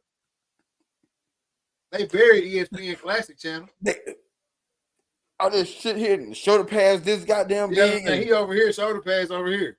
That's all nasty work. Hell, I know they wasn't moving that fast because they none of them have no cleats on.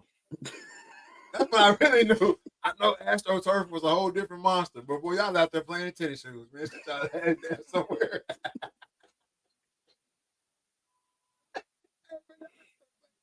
I'm not trying to hear none of that shit. Them boys in the trenches. Yeah, trench coat tail. That shit was trash. Jersey just big. Then they out there. This is another thing. We had the old days receivers was the best you ever gonna see. But all that damn pine tar they had all up and down their uniforms and shit to try to catch that ball.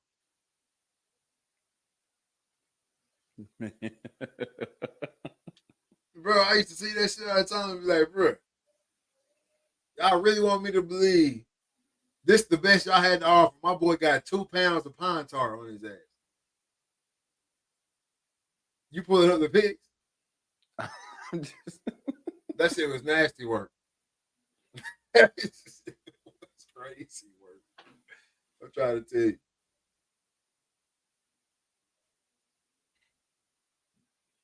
Oh, you bring up Emmitt Smith. You know, they trying to bring the baggy sleeves back and shit. Shit, man, better keep that shit where it's at. That's it. No, bro. Type in the pine tar, bro. I got to see the pine. Show the pine tar, bro. The pine tar receiver.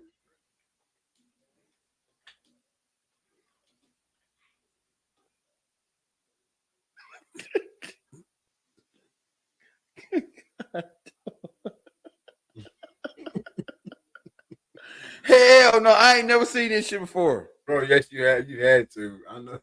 Come on, please pull this shit up. Bro, come on, bro. Look at that shit, bro. Wide receiver number 37. Nasty work.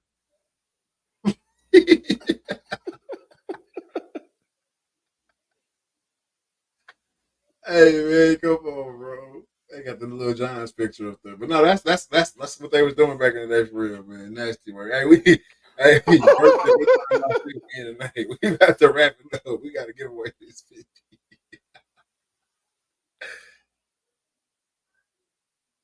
But yeah, man, nasty work from back in the day. But yeah, man, you can talk about a person being a good player or whatever, but they can't talk about themselves. I think that's always been dumb. I'm ready to see the players talk about themselves for real, man. This all the people that got in the chat tonight? Yep. Oh, shit, we got one. Quick, little easy 50. All right. Go ahead and spin that thing, man. Before we spin it.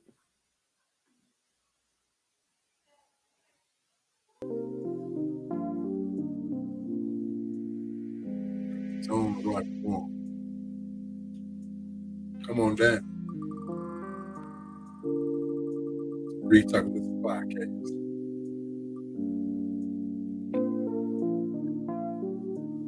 Oh, Alan Reed, you've been selected for the hotline. Call in now. Alan Reed, man, you've been selected, man. Go ahead and give that comment. Let us know you're still in the chat, man. You must be present. The collective prize on the Reed Talking This Podcast, man. You on the clock. Got about 10 seconds left. You ride with Billy Bland, the soul man. The soul man, Billy Bland, 104.7 FM, the best variety of hits and oldies. Hey, go ahead and spin that thing again, man. Unless it popped up on your screen, you didn't know about it.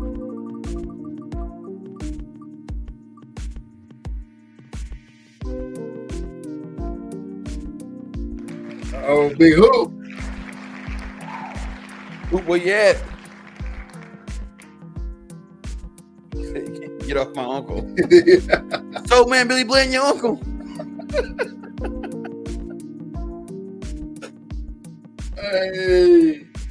I don't look like Hoop gonna be here either, man. Who's gonna win this thing, man?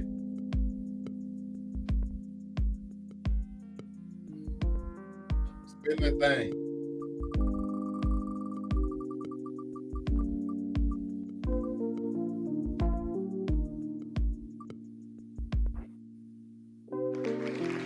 Hey, Aaron. Hey, Aaron, you still in the chat? Let's see what we got still in the chat.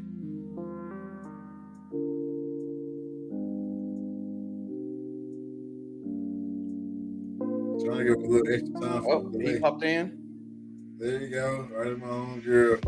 This murder last Friday on some domestic violence shit. If I win, please donate the money. There you go, right there. There you go, right there, man. Nicole Marquise. Pull that back up. Nicole Marquise, man, RIP. Hey, anything we can do for Retalk and Listen to help, we will. And there you go, you a 50 right there, man. Shout out to you representing your homegirl on the podcast tonight. You know, domestic violence, murder situations close, near, dear to our hearts. The Retalk and Listen podcast, man. So shout out to you for doing that, bro. And RIP to your homegirl. For sure. Long live Coco. No doubt, man. No doubt. Domestic violence always something super, super tough. Super, super tough, bro. Super, super tough to get by because it's somebody that was taken away by somebody you thought or they thought. You know what I'm saying? Senseless shit. Yeah, it's a crazy situation, man. Crazy situation, but hey, the wheel knows what the wheel knows, right? So hey, there go a quick 50 right there. I know it ain't too much, man. Anything we can do with the Retalk and Listen to help, we will, man. But yeah, we'll send that 50 over. You can donate that to her family. I know it's only 50, but hey, it's something. And it's a touchy subject, like Trey said, a sad situation. But we're glad, you know, that we can get that 50 out there. Man. We gotta get to my favorite part of the podcast, man. Mental health checks. I gotta know how you doing, 1 through 10. Personally, what's going on with you physically? You taking care of yourself, and business wise, what you got coming up next? Man, personally, man, like I said, it's been good having Macy here, man. Every day, getting off work, coming home to her, and cooking every day, and just having a good time, sitting down, man. Like I said, smart kid, man, keep me on my toes. Going out for little walks in nature, just chatting it up. So, man, with her being here and getting her room painted and everything, bro, I've never known anybody that wanted to paint a bedroom black. But she wanted to do the whole room black, but we just did one accent wall black, and then she wanted this sage gray, which is actually the combination is pretty dope. Kind of make me want to paint my studio that same color. Yeah. So but just doing that. So man, that's about a 10. Had a good day with my boss today. Just some light work. Him coming to town, riding around, loving what he see. So personally, man, I'm saying about a 9.5. Physically, like I said, me and Macy getting out, walking the dogs, just staying active, getting out in the yard, cutting the grass, and just enjoying the hot weather. I have not gone back in the gym yet, which is gonna kick my ass because next week I gotta go to Wyoming for a 3D shoot, and it's up in the mountains. I know it's gonna kill me, but it's the price I pay for being lazy. So I'm gonna get back on it when I get back from that, or get back on it next week and really hit it hard after that because hunt season right around the corner. So physically, man, I mean, I'm not in no bad shape, but I say I'm about a 7 right now. And then business wise, man, it's just been great, man. T-shirt sales still going crazy. Shout out to Nimrod Archery. They made some custom dreaded archer arrows that are in the mail coming. Should be sent here either tomorrow or Saturday. So can't wait to get those and shoot them and give them a try. And he said if I like them, let him know, and he wants to be the official arrow sponsor of Dreaded Archer or Team Dreaded Archer. So hey, I'm all down for it. He like it, I love it. Most definitely. Had a great podcast with Jarvis Pickens out of South Carolina.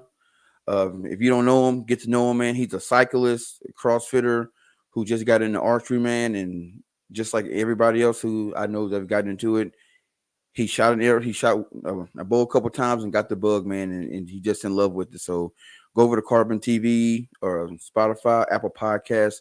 Check out that episode, man. I mean, he dropped a lot of gems in there about everything, man. And he's doing some cool shit with bows, man. He not from Texas, but he loved candy paint, man. And he out painting, putting candy paint on bows. You know what I'm saying? So you might be seeing Team Dread Archer with some candy dripping off the bows, you know what I'm saying, here pretty soon. I'm gonna I get him. already got his number. You already got his number?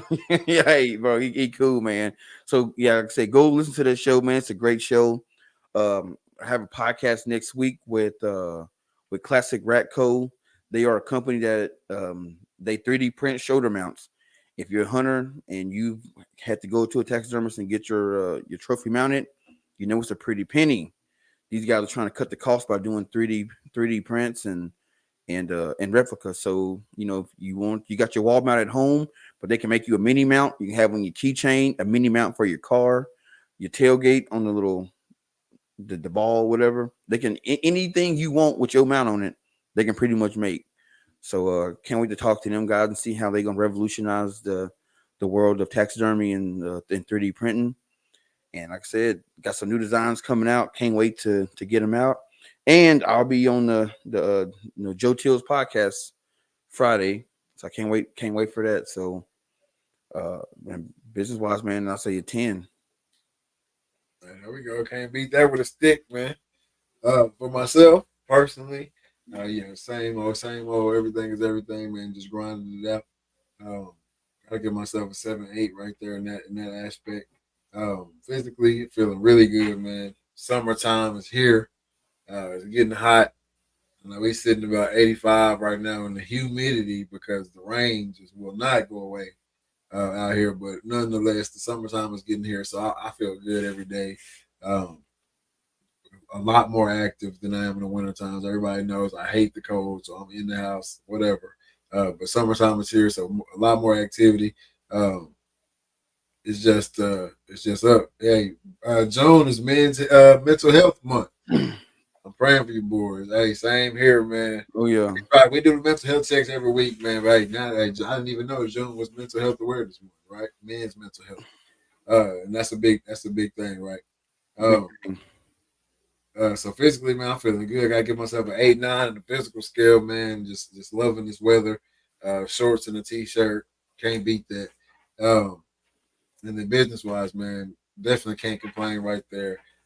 Read, talk, and listen, doing our thing every week in, week out. Pushing Dreaded Archer merch. It's been a fun process. Loving the feedback that's coming from that, all that's going on with that right there. And then obviously the pictures, the photography.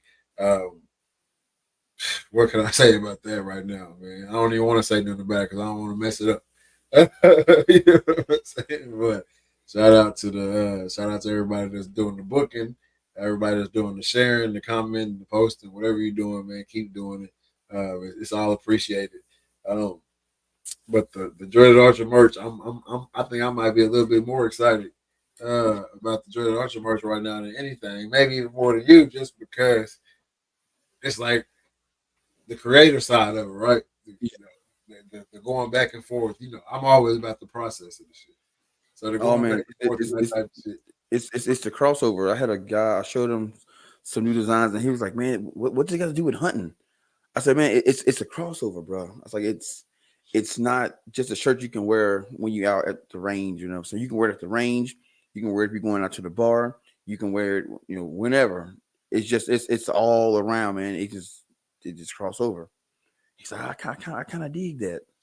I'm like, yeah. Yeah, it's a dig, and it might make you go do some research and find out you really like something else. Exactly. You know what I'm saying?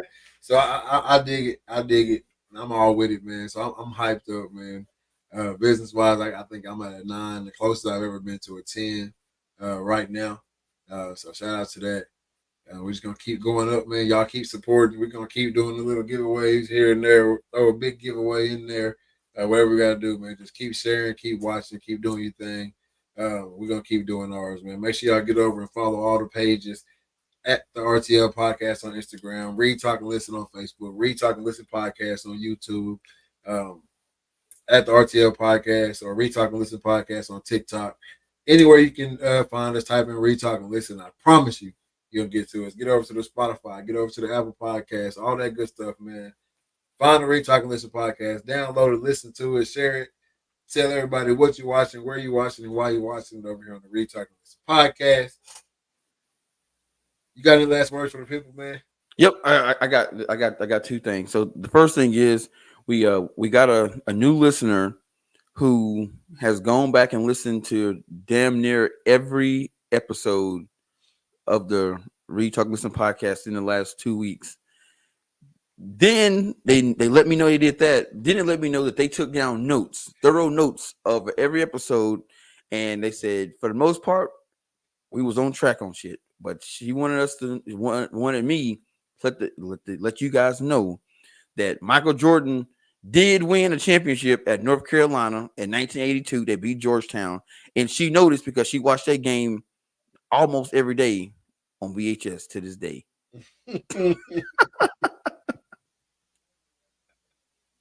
Hey, yeah, I don't know what was going on in that conversation. I don't even remember what episode that was, but it must have just been in heated back and forth jargon that slipped through that Jordan didn't win the championship in college. So yeah, we apologize. Oh, she let me know who said. Let me know who said what and when. Rarely ever do we miss something on the Read Talk Listen podcast. I will say that. I ain't gonna be humble. Rarely ever do we miss something on the Read Talk Listen podcast, but we did miss that. So yeah. And then the second thing, my second thing is Aaron brought it up. June is Men's Mental Health Month. And let me tell you out there, man, it's Men's Mental Health Month, but this message is for man, woman, dog, whatever. Go talk to somebody, man. You know what I'm saying? If you're dealing with something and you just can't shake it, it's bothering you, it's affecting your everyday life, pick up the phone, call somebody you know. If you don't want to, talk to somebody go to a therapist. If you can't see a therapist in your hometown because you're afraid they might say something to people, then you can get online. They got online therapists where you can sit and just talk to somebody. We talk a lot about, fitness, going to the gym, getting in shape, going out and running. We work out our muscles to get bigger. Our brain is a muscle. It needs to be worked out. And how you work that out is, you can read books and all that, but also going and getting it checked out, getting it cleaned, you know what I'm saying? Releasing some of that, those negative thoughts and stuff that make you sad. And it's all right to cry sometimes. Sometimes you got to let the shit out. So, you know what I'm saying? Don't just take mental health seriously in June. Take it seriously all year long, man. Go talk to somebody. You know what I'm saying? I ain't ashamed to say it. I have a counselor. I go see a counselor once a week. It's nothing wrong with it at all.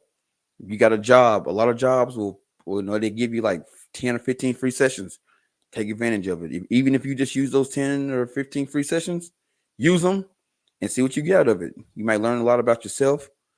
That's stuff you didn't even know that make you tick. So take mental health seriously, man. Treat it like a gym. Go work out your mind. Get that shit off your brain, and live a good, healthy life, man. Because that mental health shit will take you out ASAP. No doubt. I think mental health is something that's gotten. I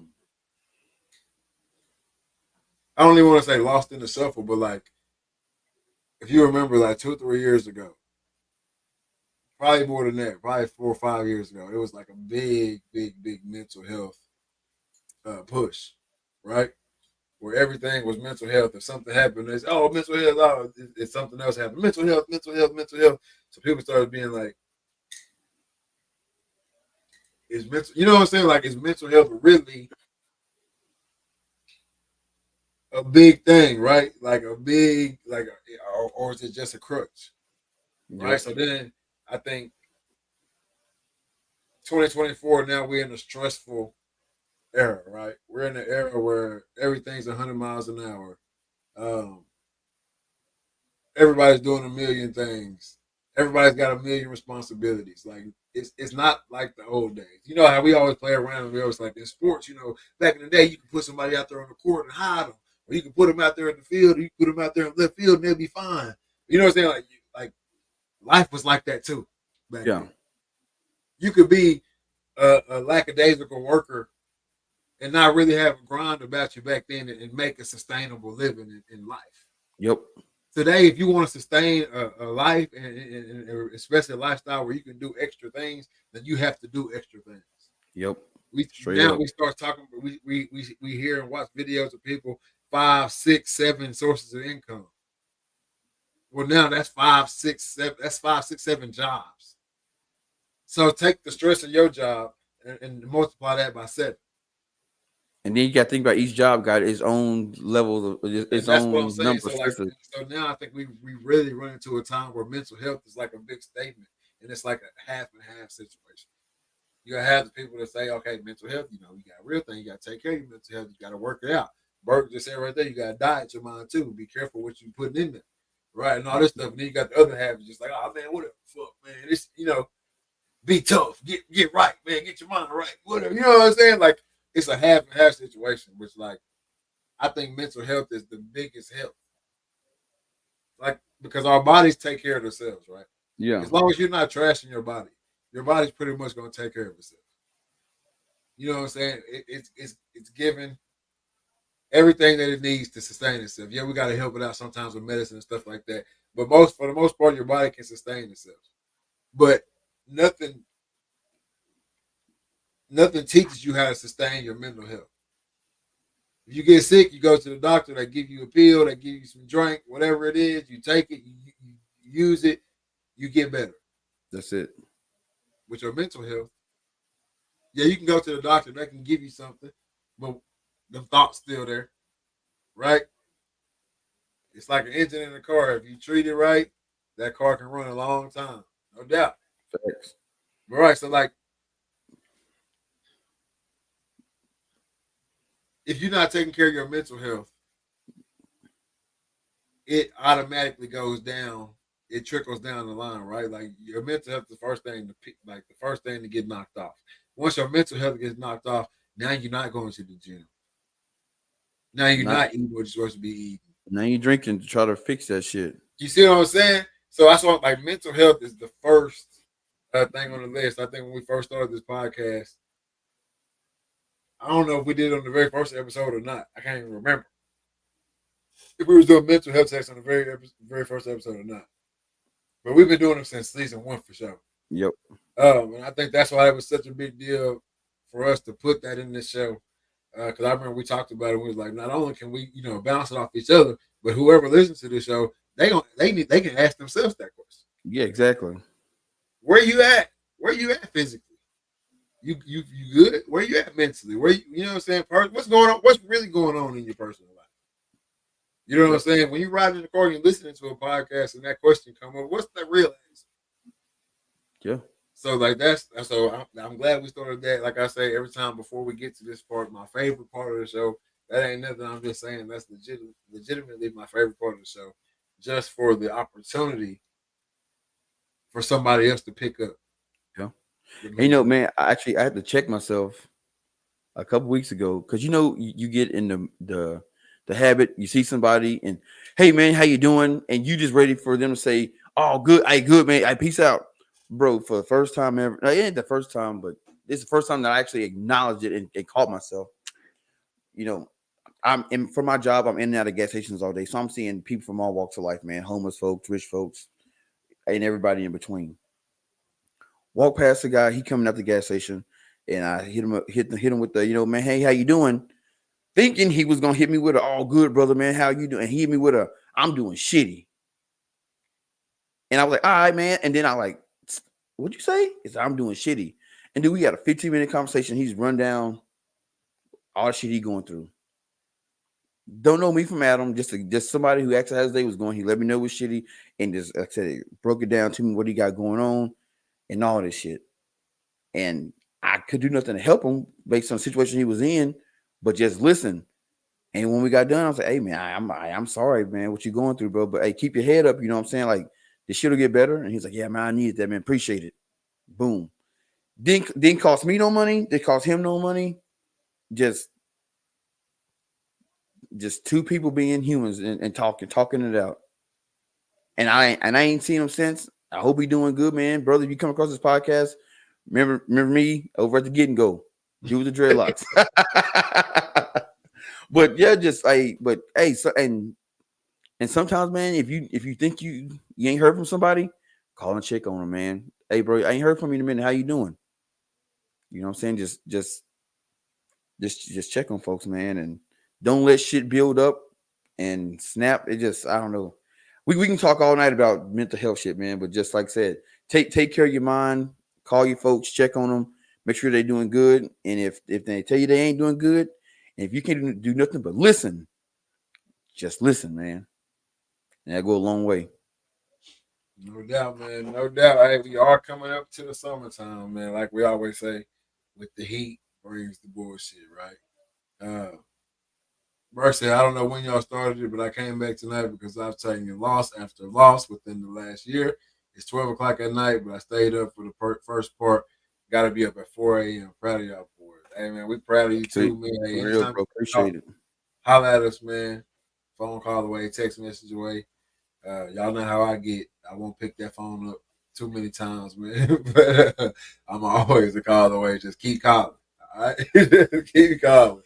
But no, man. Y'all know it's the summertime.